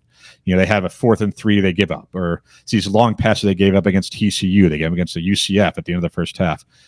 Do these happen with better talent back there? Probably not. But like Dwayne Aquina, the defensive coordinator, who's done a pretty good job, I think. He came out in his press conference earlier this week, and he talked about just them being just a touch off on some big plays, getting some sacks. Some of these, he's like, guys aren't lining up in the right place. They're lining up too deep or too far off the line of scrimmage. And should that be an issue at this point? No. But does that happen if Jacob Manu's out there guiding the defense? Does that happen if Gunnar Maldonado, your captains, your experienced players are out there? For some of these younger guys who they're playing well, like Jack Luttrell's playing well. Genesis Smith has been a revelation. Tay Brown, one of the linebackers, had a nice season. Chase Kennedy, when he's healthy, he's played well too. But just there's a lot of inexperience, a lot of youth in the back end. And this is a defense who most of these games they've played pretty, I don't want to say stout, but they've been solid for 1 quarter, 2 quarters, maybe 2.5, but they've just worn down by the end of games. And part of that's because they don't have the bodies, and part's because the offense hasn't helped them out too much with their slow starts. So, it's kind of early in the season, it was a bad offense that hurt them. Later in the season, they just don't have the bodies, and they've still played hard, and they have good coaching on that side of the ball, at least. So they compete for as long as they can. And you touched on it earlier, but just to kind of dive a little bit deeper into it, because a lot of folks are, wondering, especially on the ASU side, about the whole, sitting out the game for the high-profile players to, not injure themselves for the draft. Doesn't seem like that'll be happening. Any suspicion at all that anybody will be doing that? No, I mean, if it happens, it's going to be kind of like a quiet quitting type of thing. But Brennan, up to this point, hasn't said anything like that. And just fortunately, I say for Arizona, and obviously you hope that none of these guys get hurt, because this game isn't worth someone losing that first-round pick or that NFL contract, of course. I say that as someone who wants Arizona to win, but this team, they do want to play hard for each other. Like, they would like to send each other out on a winning note, and kind of, the seniors, like all the good reasons you want to win games and you like college football, that's what they're doing. Like, they're not playing a bowl game. So maybe they could say they can just leave it all out on the field, right? There's no other game to prepare for. Like, this is it, everything they got to close out their Arizona careers. But there hasn't been any indication, no reporting, anything. I mean, I guess it could happen. Someone could wake up Saturday morning and decide, my ankle hurts or something. But up to this point, as we're talking here Tuesday night, there hasn't been any indication that any of these key guys are planning on missing this game. In fact, they may get some guys back. Chuba Mai, who was a transfer, just a big nose tackle. He's played in 3 games this season. Looked like he was able to play last week, but they held him out ostensibly so he could play this week, and keep his redshirt season intact. So, so maybe they lose some players. Maybe they get a few guys back in the lineup with that. But it doesn't seem like any of these key guys are planning on sitting this one out on account of trying to prepare for the NFL draft. Like, they'll have plenty of time after this game to prepare for the NFL draft. There's nothing left after this one. Right. So your ASU offensive coordinator, Marcus Arroyo, what game plan are you drawing up to, attack this U of A defense, depleted as it might be? Most things have worked against this Arizona defense. So I think if you're ASU, I've watched more ASU than I'd like to admit this season. Scadaboo's a good running back. Feed him. Make Arizona stop him. And I'm sure that's what ASU wants to do. If they don't have to put the ball in the air, they don't want to. But I go with Scadaboo. You build your offense of him. And then Levitt, his legs could be a problem for Arizona, because Arizona has really struggled against running quarterbacks, or at least the dual threat quarterbacks. And that was the case earlier in the season too, not just because of their depleted defense. So, just play ASU's game. Do what they've been doing. I don't think there's anything special they have to do to attack this Arizona defense. Like, you're probably not going to throw out Takario Davis, but you don't have to, and are they going to be able to just run the ball down Arizona's throats? Probably, stick with that. my guess is it still comes down to, just do what ASU does. I mean, you guys know ASU a little better than I do. Like what their strength is, it's got to be running the football. And that's not exactly stopping the run is not a strength of Arizona's. So keep the ball on the ground, whether it's Scadaboo, whether it's Levitt pulling it out and running himself. Like that's what you do. Just don't put the ball in danger because I don't want to say it's an opportunistic defense. Luttrell has a couple interceptions, had one last week. Like they make plays. Him, Genesis Smith, they can make plays. They're around the football. But if you don't give Arizona those opportunities, they're going to have a hard time stopping an offense that's just methodical and solid, just moving the ball down the field and running it down their throats. Like that's what I would do if I'm ASU, and I don't think I'm breaking any news here to Marcus Arroyo. So looking at some of the X factors here, obviously names like Team Mac, Fafita, Davis, they're known to folks that follow this team in this conference. But who's maybe an X factor, one from each side of the ball, maybe a little under the radar type that you think could play a role in maybe flipping Saturday's outcome? Yeah, I would say Chris Hunter. I brought him up earlier, the number 2 receiver, and he's played well, but I kind of liken him to Dorian Singer from a few years ago for Arizona, who really stepped up in the back half of the season. I think he had a pretty good game as ASU, and then he got ejected, if I remember right, in that game. There was some personal foul or whatever that led to that. But he was the type of player who came on. It's like, oh yeah, there's other receivers on this team. Like that's someone you have to focus on. Chris Hunter is someone you'll need to focus on. He's got good size, good speed, shown good hands and great body control, and Fafita has shown some good comfort with him in terms of getting the ball in big spots. There was a 4th and goal last week. He threw it to him in the back of the end zone. He made the play. So that's someone who, if T-Mac's covering, that's something where Fafita's been better. Early in the season, it was either T-Mac or nothing. And he's been a lot better about spreading the ball around a little bit. They still need to get T-Mac the ball. Defensively, I want to say Genesis Smith, who might be known to ASU fans. He's a local kid, but he's played well. He's played a lot of positions for Arizona. He was a safety. He's kind of like their dollar guy. He's had to play some linebacker, just all over the field because of their injuries. But he's a good player. Is around the football, has good instincts and good athletic ability. So he's the type of guy who, if the ball's in his area, he's going to be able to make a play on it. Had 6 pass breakups this season, already 3 interceptions, and he's the team's second leading tackler. And this is basically a red shirt, or I think he's technically a sophomore. I think he played in more than 4 games last season.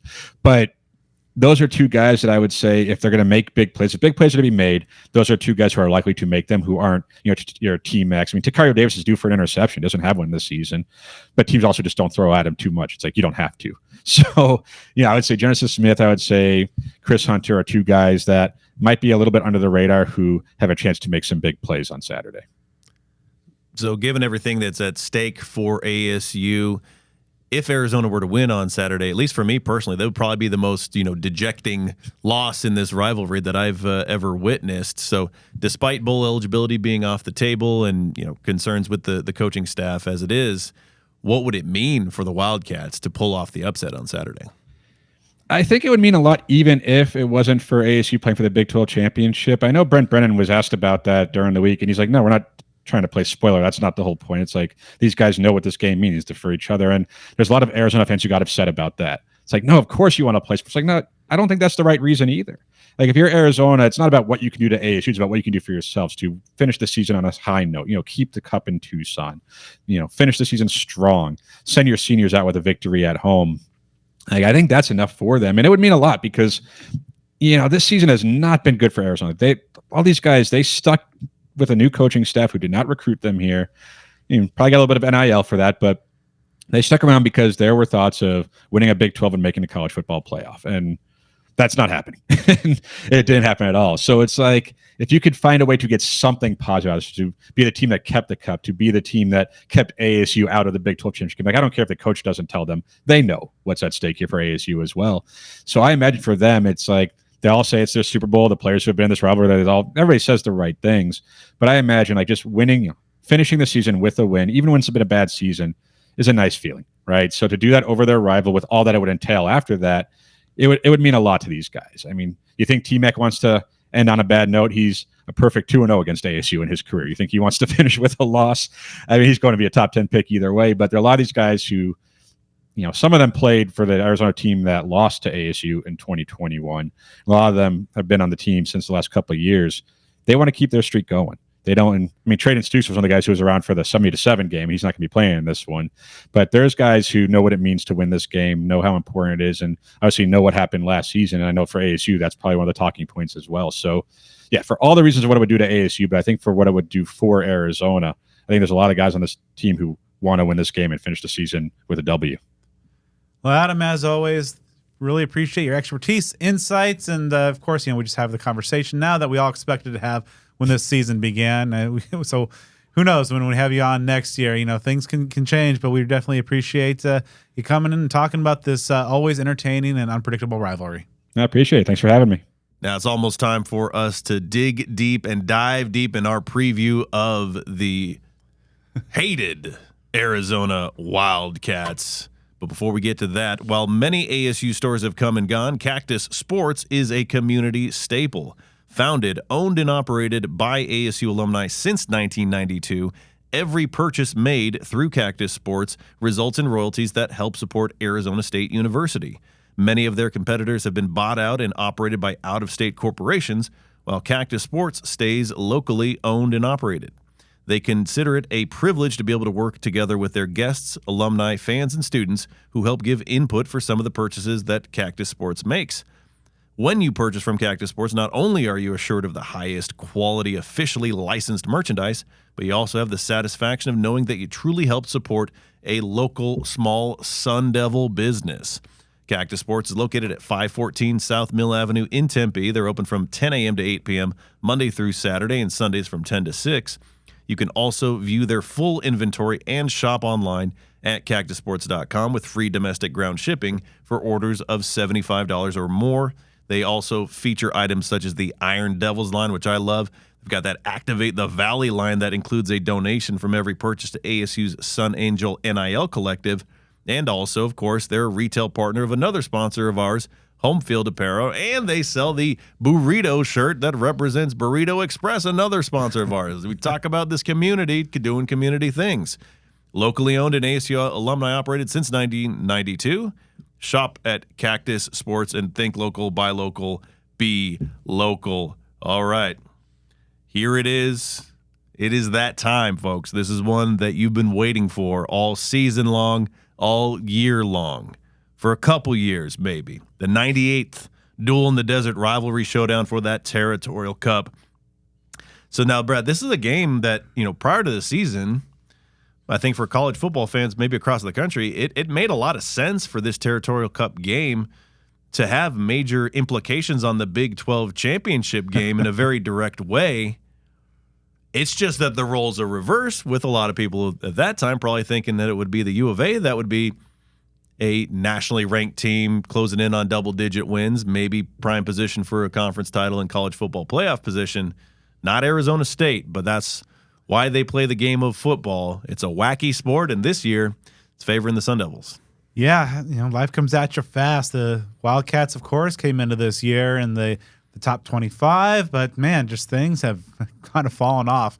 It's kind of interesting how ASU's schedule coming in, they had those 5 ranked teams in the Big 12. The ASU was facing all of them, and some of those teams have fallen on truly hard times, while some others on the bottom of that list, your BYUs, so to speak, they've really risen up and made a name for themselves. So this is a conference that your fortunes can change quick. Obviously, this the way the sport has just transformed in the last 5 years. Your year-to-year success is certainly no guarantee, and one of the nation's best stories last year in U of A has become one of the biggest disappointments. Yeah, and in all honesty, and I say this with actually a measure of compassion, which is kind of odd in the context, but Arizona really is like a cautionary tale of what can happen in this new landscape of college sports, where things are going absolutely in the right direction, and then it completely falls apart between coaches departing, transfers, and other matters. So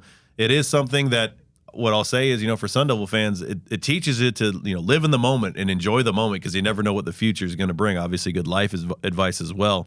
Little history lesson on this one. The first game of this rivalry series was played on November 30th, 1899 in Tucson, which ASU won by a score of 11-2. Sounds like a pretty solid baseball game going down there in the old Pueblo. They, of course, play for what is considered to be the oldest trophy, rivalry trophy in college football, the Territorial Cup. Obviously, it's a series that ASU had a major stranglehold on up until a couple years ago. The Devils won those 5 straight from 2017 to 2021, but things definitely flipped around in short order between all of the chaos that was going on with Sun Devil Athletics, and Arizona making a hire that took them in a positive direction. Last year, of course, in Tempe, that embarrassing 59-23 win by the Wildcats, which helped move Arizona into what ultimately became a 10-3 finish. But man, the difference a year can make. In January, Jedd Fisch made an abrupt exit from Arizona to Washington. The empty coaching position was filled by former San Jose State head coach Brent Brennan. He's a coach with Arizona ties, expected to continue that culture and hopefully, that success of the program. The fans expected that continuity as well. I know there was a lot of celebration going on when, NIL arrangements were made to keep most of the key players from last year's team in place. So there was some momentum entering the season despite the coaching change and even despite quite a few transfers. The U of A was picked 21st in the preseason AP poll and 5th in the Big 12 preseason media poll. They won their first 2 games against New Mexico and NAU, and then following a non-conference loss to Kansas State, they downed Utah for a 3-1 start. Things are looking all right there. Things went south in a hurry. 5 straight losses to Texas Tech, BYU, Colorado, West Virginia, and UCF before ending the skid with a win over Houston. Most recently, the U of A lost to TCU last week to conclusively take the Wildcats out of bowl eligibility, and here they are with a 4-7 record heading into this Territorial Cup showdown. Yeah, and I don't think a whole lot of folks are having a lot of sympathy for them here in Tempe because they have been objectively hit hard by a number of key injuries. So this is a depleted team, but of course, ASU fans know exactly what that's like, having to go through everything that the Sun Devils did last year. But that certainly doesn't mean that this is a team that is not able to punch up in its weight class and take down some teams. They obviously, as we'll get into, they have arguably the most productive quarterback receiver tandem in the country. But that's really it's a one-trick pony. It's a really good trick, but they're kind of one note. And then when you combine that with all the losses on defense, it's really made for a difficult year. And as you heard Adam Green talk about, there's some people that are not exactly happy with Brett Brennan and all the direction of the program, and obviously he was dealt a very difficult hand, kind of with the timing of everything. So, yeah, just as we were doing this previous show a year ago, things looked a certain way and trajectories were going a certain direction.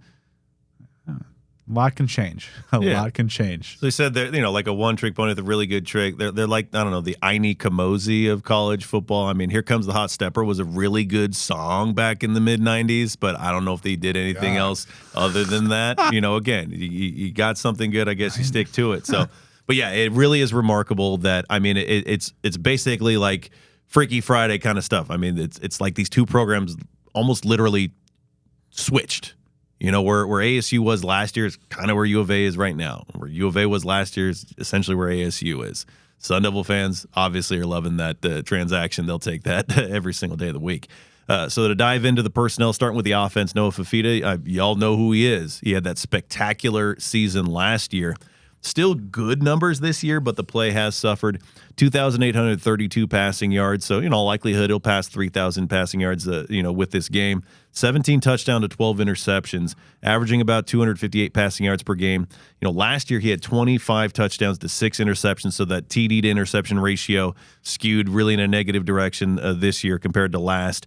Also, his completion rate is about 11 percentage points lower this year than it was last year. He was over 72%. He was completing 72% of his passes last season. He's at 61 this year. On a national scale, he ranks 19th in total passing yards and 21st in passing yards per game, but he only ranks 84th in the country in passing efficiency, and only 2 players in the nation have thrown more than the 12 interceptions that Fifita has through 11 games. He's also been sacked 26 times this year. That ties for the 18th highest amount that any individual quarterback has been taken down this year. He does have 411 passing attempts, which is the 11th most among FBS quarterbacks. So he's kind of putting himself out there to be sacked. But all in all, still some decent to good play, but it is a step down, remarkably from what he did last year. Yeah, I mean, he's a guy who's struggling with turnovers, and of course, with the new offensive system, and earlier this season, they kind of similar to ASU in 2023, made an early season change in terms of play caller Dino Babers was relieved of his duties.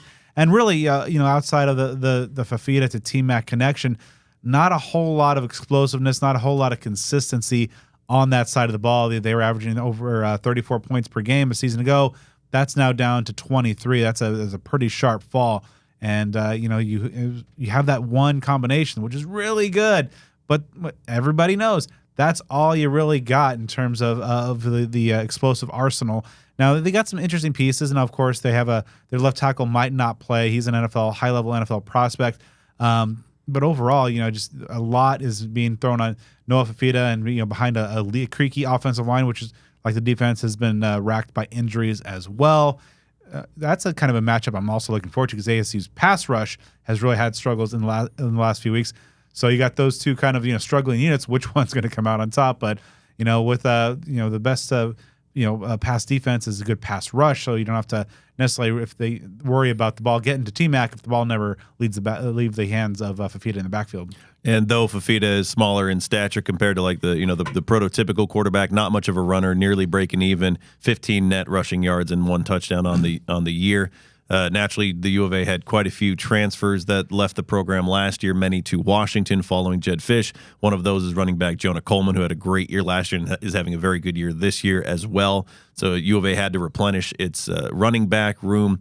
Quali Conley followed Brent Brennan from San Jose State. He's got 140 carries for 719 yards this year, respectable 5.1 yards per carry average, 8 touchdowns. He also ranks third on the team with 36 receptions for 220 yards. And a touchdown. He's got 2 100-yard games this season. They were expecting, as we talked about earlier, to have Ja'Cory Krosky-Merritt, who was a 1,200-yard, 17-touchdown guy for New Mexico last year. The eligibility issues have kept him away. Kedrick Riscano, he came over from Ole Miss. He's second on the team with 67 carries for 304 yards and a touchdown. So the run game just really hasn't yielded too much for the Wildcats. Now, of course, the clear-cut standout of the entire roster and, a player who almost assuredly is going to be making his final college football appearance this weekend is McMillan, just a remarkable wide receiver. One of those guys, no matter what side of the rivalry you're on, maybe like a Scatabo too, is like you just can't hate him. You can't say anything bad about him because it wouldn't be true. So, Tet McMillan is just one of the absolute beast athletes across all of college football. And if you think back to last year's game, it was forgettable for a lot of reasons, one of which was his 11-catch, 266-yard day that he had against the Sun Devils. This year, he's got 78 receptions for 1,251 yards with 7 touchdowns. Nationally, he ranks third in the country in total receiving yards and receiving yards per game, 9th in total receptions, 10th in receptions per game, and tied for 36th in touchdown catches. He is a Biletnikoff Award finalist and stands a very good chance of winning that award. Earlier this season, he's had some monster games this year. He had a 10-catch, 304-yard, 4-touchdown opening effort against New Mexico, and then 202 yards on 10 receptions against West Virginia. So again, there's nothing more that you can really say other than he's quite possibly the best receiver in college football, should be guaranteed to be a top 10 draft pick, and he has damaged the Devils in the couple games he's played against them, that's for sure. Yeah, and so we'll talk about our keys of the game. And this guy he's gonna get his. It's just a matter of trying to mitigate that damage. They have some other options there, Chris Hunter and Jeremiah Patterson, both guys, perhaps more on the underneath route, but everybody saw what T-Mac did a year ago. He's the number one threat you have to be worried about, the number 2 threat, the number 3. Like, he is the guy, big, flashing letter. You have to limit T-Mac best that you can. And that's obviously the number one guy. And they have some other weapons you mentioned. Hunter Patterson, tight end Kean Burnett, good size at 6'6", but man, it's the T-Mac show. And I think if U of A is going to have any chance at pulling off this upset, he's going to probably have to put together another effort similar to what we saw last year. And we mean it when we say that there's a huge gap between what T-Mac has done and the others in the pass catching roles. I know, again, ASU's got its own issues as far as disproportionate labor at wide receiver and that sort of thing. But look at the numbers. So the next highest leading receiver for Arizona has 42 fewer catches than McMillan and 945 fewer yards. Like, that's a really good season for somebody, and that's the gap between number 1 and number 2 for Arizona. Brad mentioned the tight ends. They use a couple guys out there quite a bit. Burnett, he's got 18 receptions for 217 yards and a touchdown in 8 games. He's had some injury issues, so we'll see if that affects him this weekend. Sam Olsen has 13 catches for 196 yards and 2 scores in 10 games. Just to kind of put a bow on some of the national statistics offensively for Arizona, they rank 35th in the country in pass offense, 45th in third down conversion percentage, tied for 46th in red zone offense. Those are really the main areas where they're anywhere even inside like the top 70. They're 73rd in the country in team tackles for loss allowed, 87th in total offense, 90th in team sacks allowed. They're tied for 103rd in turnovers lost, tied for 107th in scoring offense. They average 23.1 points per game, and they rank 117th in rush offense. So they're, for a team that just had an incredible offense last year, and even historically, there have obviously been a lot of teams, even if they weren't great overall, they've had very good offenses for Arizona. This is not one of them. It is certainly not, and the struggles really extend to the defensive side of the ball as well, where just, when you lose a whole lot of good players due to injury, that side of the ball is just not going to be as good, and that's really what happened to U of A's defense. You look at a lot of their ranks in the country, among the worst in the country, approaching the hundreds, and you just wonder how much better they could be, how much more competitive they could be heading into this matchup had they not lost so many people. However, again, you're not going to get a whole lot of sympathy from the ASU crowd just based on what we saw last year. So you just have 2 units that have just really taken big steps back from a season ago, and it's kind of a shame for the Wildcat supporters, but they're in prime position for ASU to get back on track in the series. Yeah, as you mentioned, the injuries have absolutely decimated this defense, not only in quantity but quality as well. Arguably a few of the top defensive players on this entire roster are and have been out for the season for quite a bit. To look at the national statistics, the U of A ties for 47th in turnovers gained with 16, but that's, again, the only category they're even inside like the top 70 on a national scale. They tie for 70th in red zone defense, tie for 81st in team tackles for loss. They rank 82nd in pass defense, 91st in third down defense, 93rd in rush defense, 94th in total defense, while also tying for 98th in team sacks, tying for 104th in scoring defense. So the worst thing that they do on defense is allow points, allowing 30.1 points per game. In Big 12 conference games, they allow 31.5 points per game, though they held Utah to 10 points and Houston to 3 for the only 2 wins that U of A's had in conference play. 2 teams without a literal offense. Yeah, exactly. If you look at something to it. If you take those out of the equation, I know that we can kind of what if our way to any outcome, but if you just take those 2 games out, U of A is allowing nearly 40 points per game in Big 12 play at 39.83 points among their other conference games. A few names to keep in mind. Well, one that I'll throw out there that will not be out there, cornerback Emmanuel Carnley, suspended for the game for spitting on a TCU player last week. He's been a contributor. He's got 6 starts at cornerback. He's second on the team with 5 pass breakups. Elsewhere, safety Dalton Johnson, 85 tackles to lead the team. Defensive end Trey Smith, he's had a positive year. He transferred over from San Jose State as well. He's a local guy from Red Mountain High School in Mesa. He leads the team with 7.5 tackles for loss, 4.5 sacks. Defensive backs Genesis Smith, he's a Hamilton High School guy. Jack Luttrell, they both have 3 interceptions to lead the team. Takario Davis, he's a prominent cornerback. He ties for the team lead with 6 pass breakups. So, again, and as we've heard Adam talk in the interview that we just had, there is some talent on this defense next to no depth, and just the injuries have really just washed it all away. Yeah, I mean, like Trey Smith's been fun to watch, and Genesis Smith will kind of get that ball hawk. Takario Davis is a NFL player, but just collectively, this is a unit that's really had a rough go of it, and you're missing so many key guys that you were counting on coming into this year, and just like we saw with ASU a season ago, the depth, especially at this point of the year, is going to catch up with you.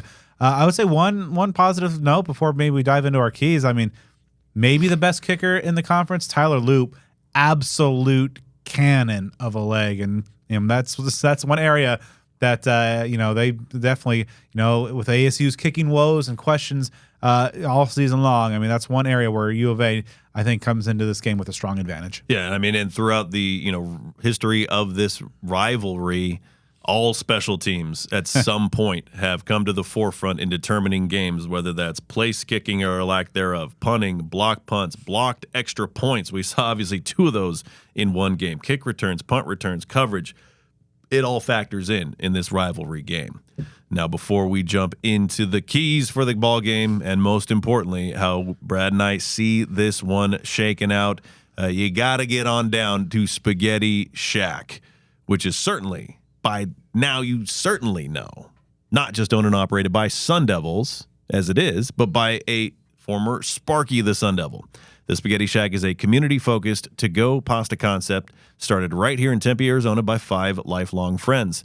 They serve a menu starring spaghetti, meatballs, garlic bread, and a few other fan favorites.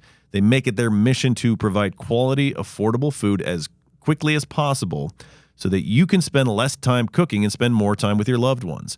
They offer a variety of Italian-American options for you to choose from, whether you want to pick one of their delicious options or build your own shack. By choosing the amount of pasta, the type of sauce, the kind of protein, they have options for anybody and any family. They've got 2 locations, one in Tempe at 6340 South Rural Road near the intersection of Rural and Guadalupe, and that's open every day from 11 to 9. And for those up north, they have a Pinetop Lakeside location at 592 West White Mountain Boulevard, open daily from 11 to 8. You can follow them on Facebook, Instagram, and TikTok at The Spaghetti Shack, and on Twitter at Spaghetti_Shack. All right, Brad. Huge game on deck. Ooh, the key's got to be big. What's first? Make someone other than T-Mac beat you. He's going to get his. He's going to gain yards. He's going to make some big catches. He's very, very good. He's a top 10, top 5 potential draft pick. But I think there's just such a drop-off between T-Mac and literally anybody else in the red, white, and blue.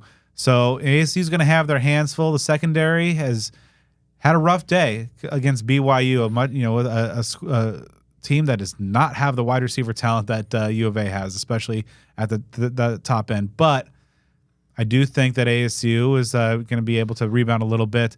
I just want to see them just limit the damage on T-Mac, because I think if they put that the onus of the Wildcat offense and pulling off that upset against Arizona State on some of the other options there, whether it's Chris Hunter, Patterson, the guys in the backfield, that's a big win for ASU. So for me, and this is a big one, because this has become quite aggravating, especially over the last 2 weeks, even though ASU continues to win games.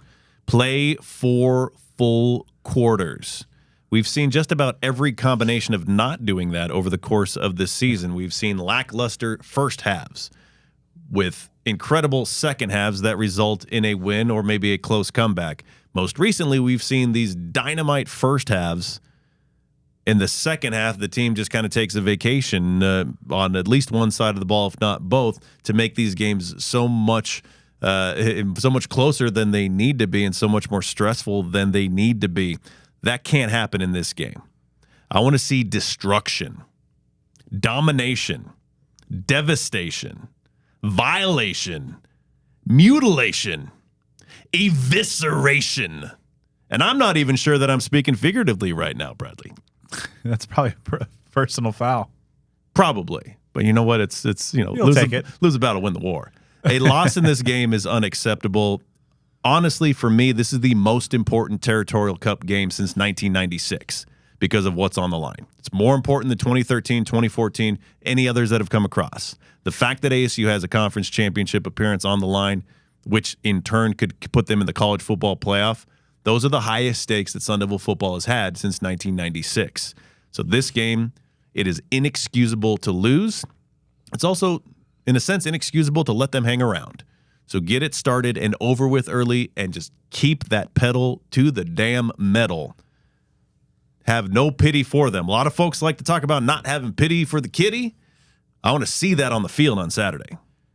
All right, so that was my number 2. Play both halves, and I'm not getting anywhere close to that WWE level promo there. That was excellent. So I'll just jump to number 3. Just bully ball. I just want to see them ASU just really kind of just physically dominate. And we've talked about the lack of the ability to put teams away, the foot on the throat. I think, as we'll get to, I think ASU is going to be able to have their way from a physical standpoint. I feel like they're poised to win the battle in the trenches. Obviously, you got Cam Scadaboo running the ball. You just want to see the better team take control and not relinquish control. Don't leave the door open a smidge. Just slam that door shut. Be a bully. Be relentless. That kind of ties into playing a full 60 minutes, but just you're better. Be a bully. Shove them down. Take their lunch money and take the cup back home with you. Give them wedgie while you're at it. So I'm going back to back here on my last two keys. The second one, no frills offense. Don't be cute. You don't need to be cute. You can get through this game and win handily by running the ball and feeding the best player on the team, Cam Scadaboo, and bringing in your other running backs, using Sam Levitt to run the ball, obviously targeting Jordan Tyson a lot, Shimon Matera a lot. You don't need to be cute in this because the strength that you have as a team is something that Arizona does not stop very well, and that's the ground game. And obviously you can feed off that, play action, etc. You don't need to reinvent the wheel. You don't need to be fancy. You can honestly be quite boring and probably still have significant success. So don't get cute just because it's a rivalry game, just because you feel like you need to pull out all the stops in a high-stakes game and catch them, twiddling their thumbs. You don't need that in a matchup like this. And then third and final for me, Rattle Fafita. We talked about it. There are only two players in the country who've got more interceptions than he's thrown. He also ranks 18th in terms of the most sacks that have been taken by a quarterback in the country this year. He's a guy that's been beaten up a little bit. The team record shows it, and some of his numbers show it. So you want to get to him. You want to have him looking over his shoulder. He's not much of a runner. You want to take him out of his comfort zone, obviously, which is going to be thrown to McMillan there. McMillan's going to get his, and probably Fafita as well, but he can still throw for 250, 275 yards. T-Mac can still get 125, 150 yards, and it can still be a bad offensive day for Arizona. So for the Sun Devils, again, you want to attack that quarterback. We saw very little. ASU did a generally poor job of getting to Retzlaff last week for BYU, and he had basically the game of his life. It didn't result in a victory, but it still was something that was just well out of character for that quarterback. And you can't let ASU allow a quarterback who can put up monster numbers. You can't let him just have his day and pick his spots. All right, here we go. Prediction time. Earlier this week, I put out a poll on Twitter asking how ASU fans feel, in regard to the nerves heading into this game. Less than normal, about normal, or more than normal. About 50% said about the same as always. However, a third said they're feeling more nerves than usual. And obviously, I think a lot of that has to do with just the added stakes to this game. This is a huge match. As Joe said, this is so much riding on this game, going back to the 96 season. And I think that we've seen many times this rivalry, a lot of weird stuff can happen. The best team doesn't always win. However, I think folks should have their nerves calmed because I think that ASU is the better team. They're going to jump out to a nice lead, and they're not going to relent. ASU is going to pour it on. Now, I don't think it's going to be a 70-7 blowout or even what we saw last year. But, folks, ASU brings the cup back home to Tempe with behind game MVP Cam Scadaboo's 4 touchdowns and a PT 42-24 victory. So for this one, it's always difficult, even in a scenario like this where the Vegas odd makers have this as a 2-score game. I know the line's been fluctuating a little bit, but it's been around 9-ish, something like that. I think a lot of folks, from an objective perspective, who are looking at it from other parts of the country, might say, okay, well, ASU's going to beat the crap out of them, that sort of thing. You just can never feel that comfortable. Obviously, we've seen so much chaos in this rivalry that sometimes things make sense, and sometimes the clearly better team wins, as was the case last year for Arizona, as was the case in 2013 for ASU, and some other stops along the way. But never feel like I can rightfully predict this game to be like more than a 1-score margin. And obviously there's a lot at stake, of course, for ASU. We know that. Arizona, if they were to win this game, that would be the first time since 1993 through 95 that Arizona won 3 straight games in this rivalry. I know they're not necessarily thinking about that specific thing, but that is how long it's been since they've won 3 straight. So for me, I see this, as a game where there still will be some frustration. I could see one of those scenarios where the bad half kind of bites ASU in the rear end, whether that's the first or the second, whether it's a slow start, in a competitive game at the half, or maybe even trailing at the half, or it's more the second half issues that we've seen recently. I just see this one not necessarily getting out of reach, but in the end, truth and righteousness prevail. The world is right again. ASU wins 31-23, punch their ticket to the Big 12 championship game. All right. We've been on a bit of a hot streak in terms of our predictions as of late. I know you've taken the opposite reverse psychology, but I think, we're both sincere in our picks this week. Joe, that's been a hell of an episode, but we're not quite done as of yet. We are not done, so don't go turning things off quite yet, because if you're not fired up already, you're going to get fired up with our next guest. You know him, you love him, the legendary Jordan Simone. Before we toss things to that interview, huge thank you to Sun Devil Family Charities, a 501c3 nonprofit organization created primarily for the purpose of raising funds to provide financial assistance to Arizona State University alumni, students, staff, and immediate family members adversely affected by medical issues. Their SDFC Cares program allows qualified individuals to request financial assistance by completing an application and submitting verification of medical expenses, which are then evaluated by their patient services committee. So basically what I'm saying here is that if you or someone in your life is suffering financial hardship due to medical issues and you've got a connection to Arizona State University, Sun Devil Family Charities might be able to provide some financial assistance. Monetary donations are always appreciated and support those in need due to unexpected medical conditions. They also have volunteer and sponsorship opportunities, all of which can be found on their website, which is sundevilfamily.org. And we encourage you to follow them on Facebook at facebook.com/SunDevilFamilyCharities and on Twitter at SunDevil_family. All right, Sun Devil fans, whether you're watching us, whether you're listening, get comfortable and get fired up. Because when you've got the team playing the best it's played since the year 2014, well, then we got to bring in our guy from that team, welcoming back the incomparable, the incredible, the beloved, the sometimes controversial Jordan Simone, my brother. Welcome back, my friend. No, guys, it's always a pleasure to be on here with you guys. I've taken a little hiatus, but of course the Devils are firing. So how can I turn down an opportunity to come speak about it with you guys and anyone for that matter? I mean, anybody I talk to, I'm just so fired up about the season that they've had. And man, where to even begin? What a turnaround for this program and for Kenny. I feel like he skipped 3 years, and just jumped straight to let's just be really good all of a sudden. And let's just play really hard and believe in each other. And we don't care what anybody else thinks. So, I mean, we as fans love this, right? This is incredible. We love to talk about it. It makes everybody's job in the program more fun. But who loves it the most? Kenny freaking Dillingham, dude.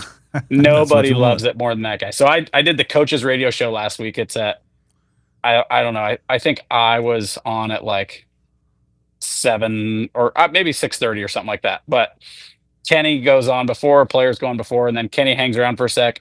And then I call him on my way home, and sure enough, he's already back in the office grinding. Yeah. This was at 7:30, 8 o'clock at night, preparing for BYU. So I wouldn't be surprised if he's just sleeping in his office. That's just the kind of guy he is. He loves it, and he's a lifer. And I'm just thrilled that he's on our team.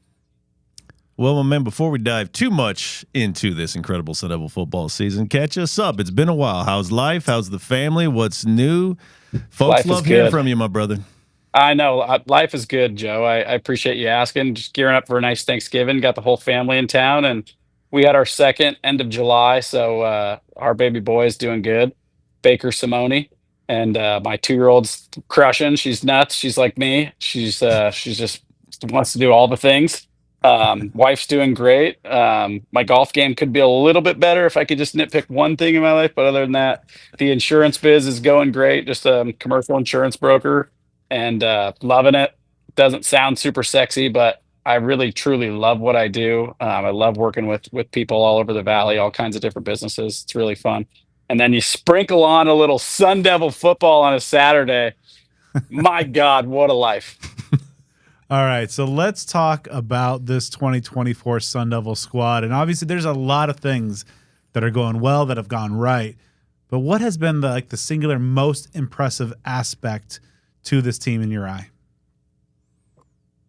Gosh, it's such a loaded question. I would say since the first and second game, I know a lot of guys on staff. Obviously, I've got a lot of relationships throughout the staff, and so I'll text the guys most every game after to say great win. From the first game, I've always texted anybody on their staff and said great win. More than anything, what jumps off the page to me is how hard the team plays. They just play hard. And that has always jumped off the page for me with this team, especially defensively.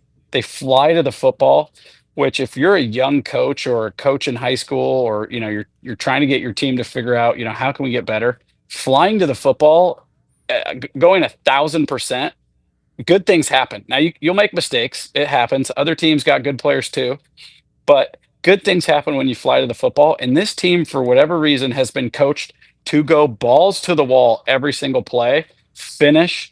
And so I would say that that's the thing that I look at, as a former player and go that's what's most exciting about this team, because that's all heart. That's all want to. That's all the coaches drilling that into them in spring ball. And they play how Kenny is, right? They take on the coach's personality, which is he's passionate. He loves it. And it bleeds into the players, and all the players, they start speaking the same way that Kenny does. So it's just been fun for me to watch as a former player and somebody that loves the game of football. So this team is having the most successful season at ASU since that 2014 team that had number 38 out there roaming around the field. You're talking about flying to the ball, knocking some heads. We used to see that a lot back in those days. Do you see any similarities in this team compared to those highly successful Todd Graham teams that you were a part of? Man, I think that there is, but there's also not. It's a team, it's a freshman quarterback. It was a bunch of transfers. It's it's a running back that played quarterback for you last year. It's everybody believing in each other. If you think about 2014, I mean, we had Jalen Strong, you had Taylor Kelly, you had a bunch of guys that were household names for Sun Devil football, DJ Foster, Demarius Randall, who went in the first round. I mean, you had guys that I feel like people knew going into the year. This year it was and there was expectations on that, coming off 2013, right? There was high expectations of you were just in the Pac-12 championship game. Now what? What do we expect now? Versus ASU, I think all of us, if we were sitting here going into this week going if they beat U of A, they've got a chance to go to a bowl game, we'd be yeah, that's fine. That's progress. We're going to go to a bowl game, potential for 7-win season. Flip the frickin' script, dude. We're freaking sitting here with a team that probably should be 10-1. They're 9-2. The Cincinnati game without Sam Leavitt. If they have Sam Leavitt at quarterback, I was at that game. I truly believe that they win. There was some huge momentum swings for Cincinnati that kept them in that game. Then ultimately they were able to run away with it. But man, I mean, you're sitting here with an opportunity to be 10-2. I think that this team is better than our 2014 team. Maybe they're not as talented, but they freaking play hard. They play together, and they believe that they can win. Now you can go through the whole roster and look at everything, but Sam Leavitt in 2-3 years could go down as, if he keeps progressing, as, one of the best quarterbacks to play at ASU in a long time. Now I said that about Jaden Daniels when he was a freshman. I said that, if Jaden gets coached hard and gets an opportunity to, progress, he could win the Heisman. I believe I've said that on your guys' show. And he didn't get coached hard, but he did transfer and get coached hard, and he won the freaking Heisman. And I think Kenny's the type of coach that knows how to push the right buttons with these guys, that knows how to help them grow, not just as a quarterback, but as a person. And so the sky's the limit for Sam Leavitt. The collective's got to figure out a way to pay him to keep him happy so he doesn't take a call from anybody else going like, hey, you want to come to the SEC and have $4 million? Like we're going to have to fight that off if he keeps progressing. So I don't know what you asked, but that's a long form answer of Sun Devil football. I'm Jordan Simone. Thanks for coming. Jordan Simone, not in mid-season form, but like postseason form here. Yeah. We love it. All right, so for this one, and keep the question in mind, staying on the topic of Sam Levitt, staying on the topic of comparisons and similarities, Sam is starting to get a lot of high-profile comparisons within the Sun Devil community. I'm pretty sure I saw Matt Berry posting pictures of Jake Plummer comparing him to him. We've seen similarities to Taylor Kelly. Do you see any of that TK in him or any of the quarterbacks that you played with? Do you see those kind of sparks in Sam Levitt? I think it's always easy for us to make comparisons, right? To people that we loved watching back in the day. So, like the success and the name of Jake Plummer is obviously, fun to throw out there. But man, you could pull different. I said this very early in the year when Levitt really wasn't connecting on the deep ball, when he wasn't completing those throws downfield. But just watching the way that the ball comes out of his hand, he's got such a good arm. It's a strong arm. It does kind of remind me of Burko a little bit. Obviously, I'm biased. I spent a ton of time with Mike, but he can move like TK, right? And he probably moves better than Taylor Kelly. I think he's more athletic. He's just got a little bit more juice. I think like when you watch him, he's got that spring in his step. Versus TK was so smooth with it. But you can look at a bunch of quarterbacks in the past and try to make comparisons, but I've always thought that he looks like a mix between TK and Burko, just a little bit more athletic. Obviously, those are two guys I spent the most time around, so it's really what I have to compare it to. But no, I think what he's done as a redshirt freshman, coming off of his stint at Michigan State, where he wasn't like highly talked about, and he wasn't even picked as a starter until late into camp, if I'm correct. So I think he's been really impressive, and more important than anything, he's gotten better every week. You have to get better as a freshman, or you'll get eaten alive. I used to love playing against freshman QBs, but I wouldn't have liked playing against Levitt. A guy that uses his feet as well as he does, and now his deep ball is looking better and better. That connection with Tyson, is really going to continue to help them and open up the run game for Scatabo. I mean, if you're going to pack the box, good freaking luck on the outside against those receivers one-on-one. All right, so right now ASU is surging, U of A is slumping, but as this rivalry has continuously shown us, that really doesn't matter heading into the matchup.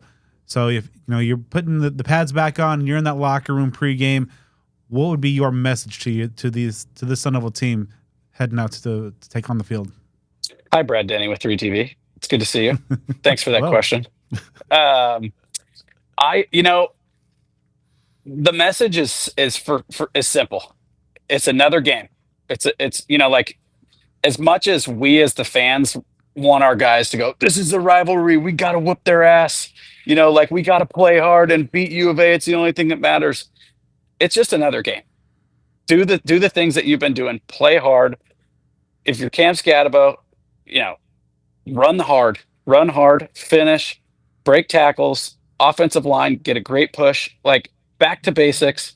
Don't overthink anything. Don't listen to the media. By the way, the media is still disrespecting ASU as we sit here at the college football CFP just came out and said that they're 16 seed. They're behind Alabama, Ole Miss with 3 losses. Alabama's scored 3 points on Oklahoma, and Oklahoma's missing half their football team.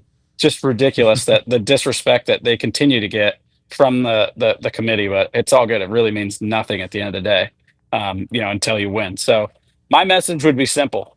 Go kick the shit out of these guys, just like you've kicked the shit out of everybody else.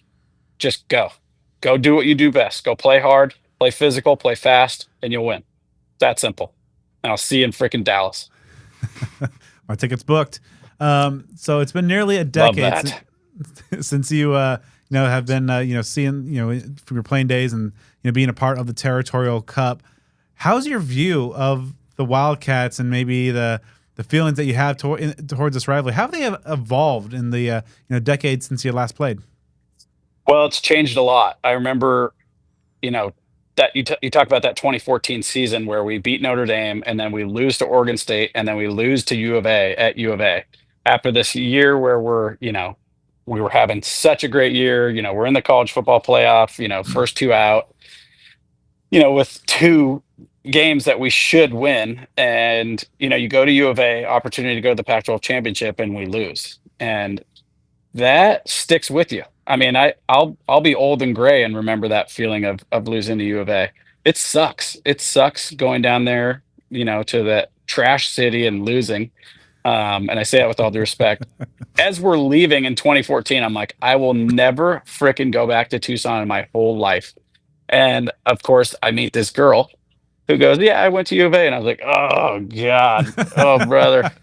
And then, I'm doing the radio show where I have to go down there, to Tucson. And then now, she's got family that lives in Tucson. So now I'm like staying the night in Tucson. Ah. But this was a time where ASU was dominating the rivalry. I remember our first 4 or 5 years of being together, ASU won every year. So honestly, it's fine.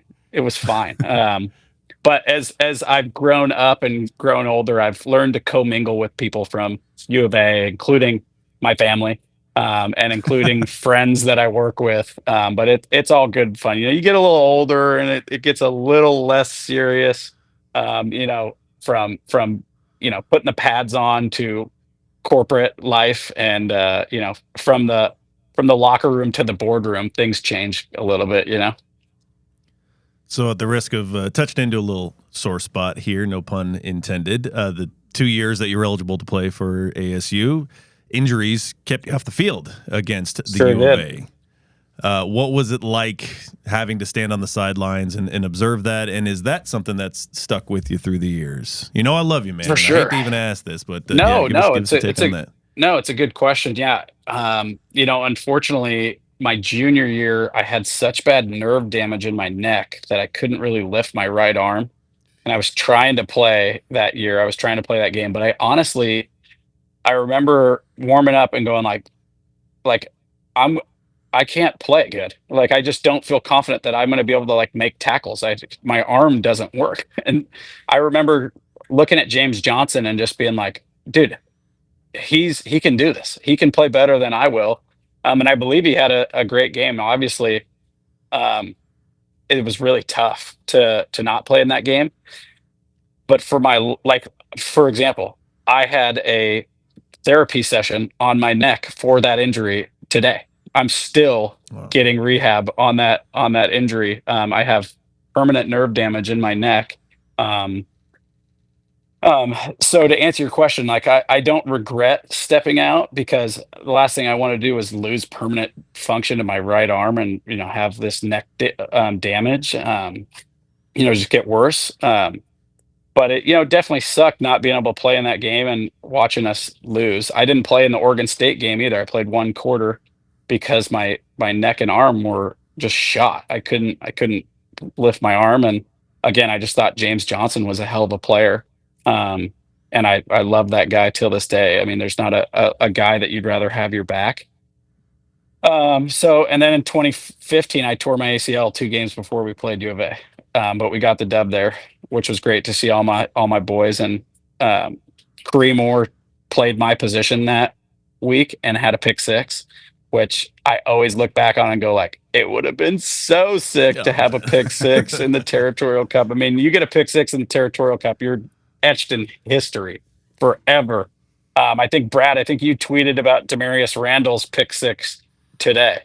Yeah, he had that great quote about just how he did the study, he saw it, and it played out exactly as he prepared for. Jack Jones. He didn't study shit. He didn't study shit. He's just a super athlete and saw a guy break and went, "Oh, they run slants in this formation. I'm going to break on this hard." If they would have double moved him, it would have been a freaking house call. Now, Demarius is one of the most athletic, freaky guys. I mean, that guy came on campus as essentially a no-name JUCO guy and was like, "I'm going first round, bro." And you're like, "What?"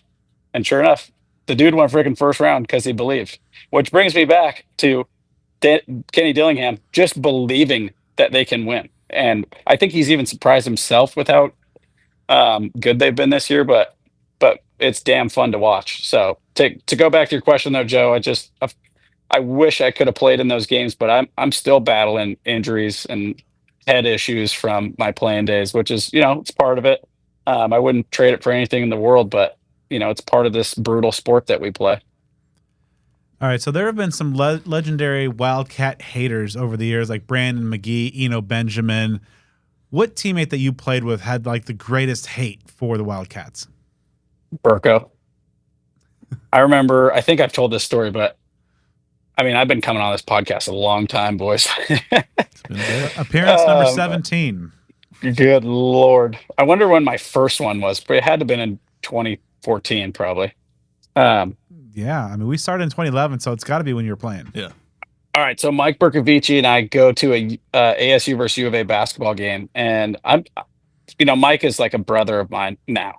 But when I went to this game, I didn't know Mike super well. I knew like we were buds, but I remember we were at a game and he laid into somebody in U of A clothes, like, get the hell out of here. U of A sucks. You guys suck. Get out of here. And I was like, I came from the Apple Cup rivalry, which is pretty strong up in Seattle. And I was like, holy Mike, what are you like? You're screaming at somebody.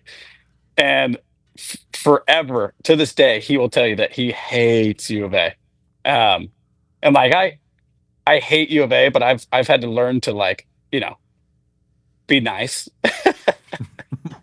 Mike is not nice with U of A. I mean, Brandon McGee is also a dog. He's got some famous quotes about how much he hates the U of A, but said on this show. He said them with us. Yeah, that's an all-time legendary quote. But I'm trying to think anybody else that hates U of A. You like, DJ Foster. I don't know that he's like. I know he hates U of A, but I don't know that he's like, going and screaming at people like Burko.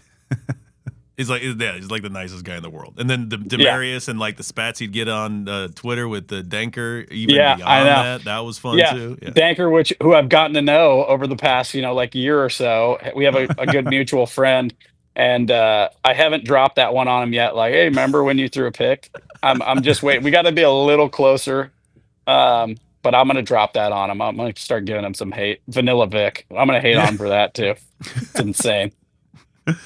So when you like, obviously ASU's on the doorstep of something pretty historic stuff coming up here in the next couple weeks, but overall, just what does it say to you to see this team have such a stark turnaround? Back-to-back 3-win seasons to now, potentially, kind of controlling their fate for a playoff spot.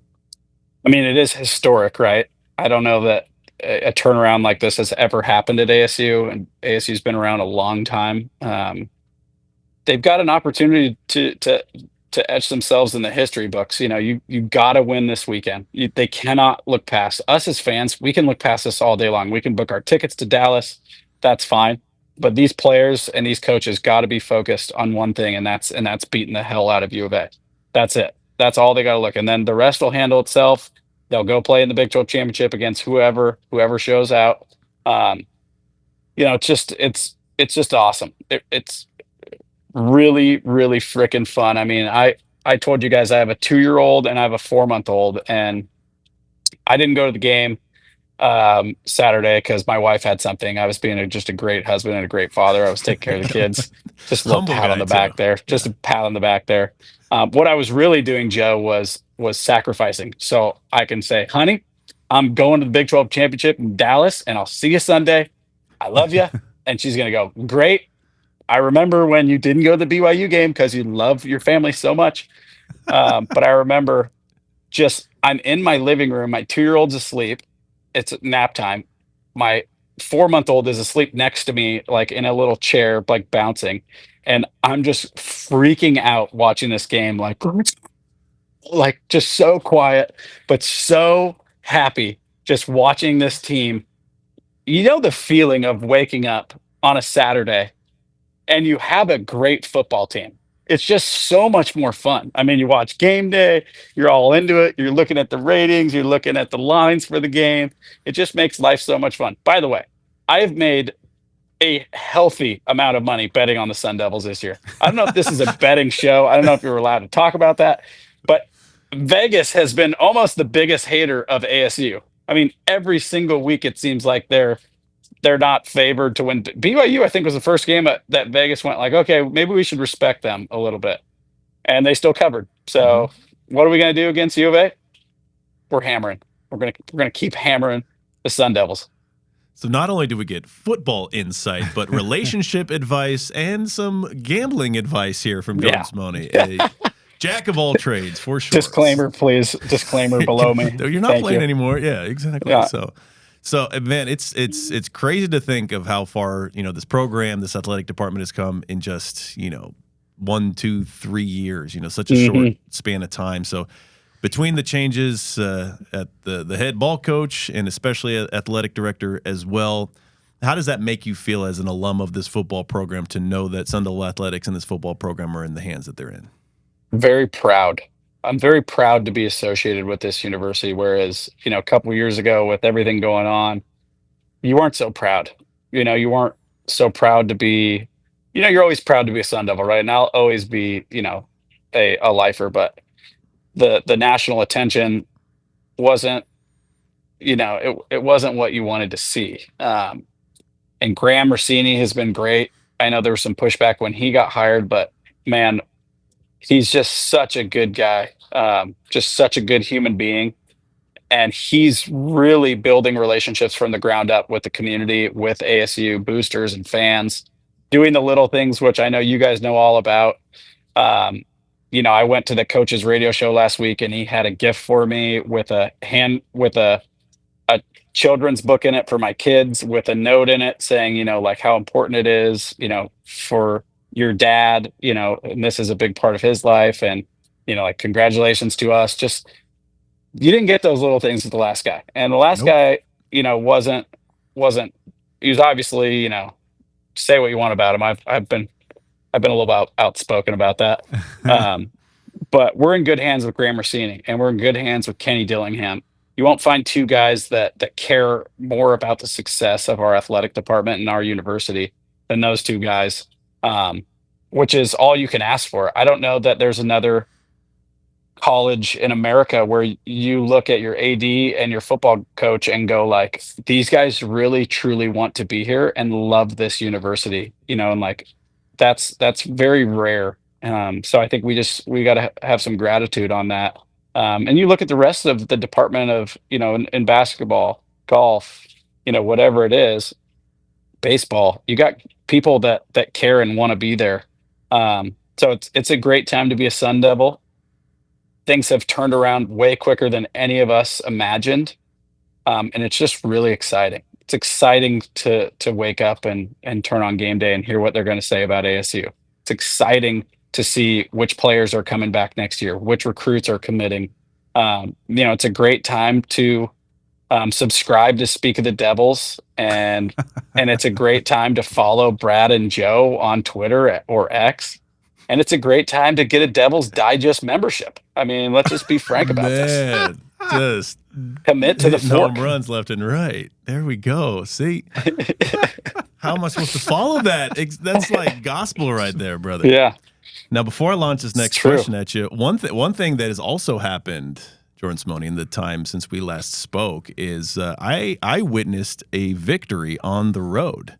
If you can imagine that at Texas State. It's a big deal. A bigger deal than you would think. It's a huge deal. That's not now. small, now right? you can travel to the Big 12 championship. Then the thing is, like when they went out to Texas Tech and lost, fans are like, "Well, it's your fault that you didn't go." I'm like, "Kid, Lord, can't please any of these people." Yeah. Oh my gosh. Now you got to go to every game. Could you imagine? It's like, give me a GoFundMe or give me a private jet, and we'll make it happen. But man, I'm a normal guy here. All right. So to end things up, wrap things up, putting you on the spot here. How do you see things shaking out in Tucson Saturday afternoon? I think they'll get it done. I think they'll run the football. The biggest thing on the road is you cannot turn the football over early. You cannot give them, can't be Cincinnati. You can't have turnovers. You can't go for it on 4th and 2 and not get it at the 48-yard line. That stuff just kills momentum and it only is going to feed into that crowd. So I'd just like to see a healthy dose of Scatabo. I think that the OC has done a great job of calling games. Mixing it up. I just love to see a healthy dose of the run. I hope Scatabo is healthy. I think he is, but it's a lot of carries that he's getting. He's running a lot of yards. It tends to build up towards the end of the year. So take care of the football has got to be number one, and then just do what you do. Play hard on defense. Control the clock. I think the first half of that BYU game, just watching them get 4 or 5 yards a pop was just so fun. Just watching them take the soul out of BYU's defense, and that's what I want to see on Saturday. I want to see them take U of A's soul. I want them to feel helpless, like they can't stop anything. Scatabo 4 or 5 yards, Scatabo for 8 yards, Scatabo for another 4 to 5 yards, play action, come back out to Tyson, Scatabo for another 3 yards, throw a deep ball. Keep mixing it up, throw some screens. I think he's done a great job of mixing it up, but I think that they go down to Tucson, come back with a win. And I think I book my flight. I think I'll book my flight to Dallas in the second quarter. And I'll book my hotel shortly after that. So we've got the full day plans there. Lassetti was incomparable at the start, and I meant every bit of it. My man, we miss you. Always bringing it. Great to hear from you. Great to see your face. Great to be talking some successful Sun Devil football because we've been through some ups and downs. So it really is. It really is. And the one that got me booted off the radio show was saying I'm off the train of Herm Edwards. Boys, I'm fully on the Kenny Dillingham train. I mean, oh my God. I could not be more on with Kenny Dillingham and Graham Rossini. I'd also just like to say thank you guys for doing what you do, for riding out the tough years, because I know it wasn't freaking easy to keep covering a team where they're not doing things the right way. So thank you guys for battling through and riding the wave and Sun Devil Nation loves you guys. I love throwing you guys on and hearing you guys. It just feels like I'm hanging with two of my buddies, listening, talking some ASU football. So love you boys. Hope to see you guys in Dallas. Go Devils. Let's go beat the Cats. We're going to beat the dog out of them. Let's go. There you go. We still got to get you in the studio. We'll work on that in the off season. But for now, all the best, my brother. Have an incredible Thanksgiving, you and the fam. And then, we'll all be tuning in on Saturday to see the Devils get down there and hopefully pull out that big win. Love it. Happy Thanksgiving, everybody. Go Devils. And that's going to do it for this episode of Speak of the Devils. I'd like to thank our amazing guest list, Jordan Simone, Ben Coleman, Xavion Alford, and Adam Green. This week's game will kick off 1:30 p.m. down in Tucson. If you're not there in the stands cheering on your Devils, you can watch TV on Fox.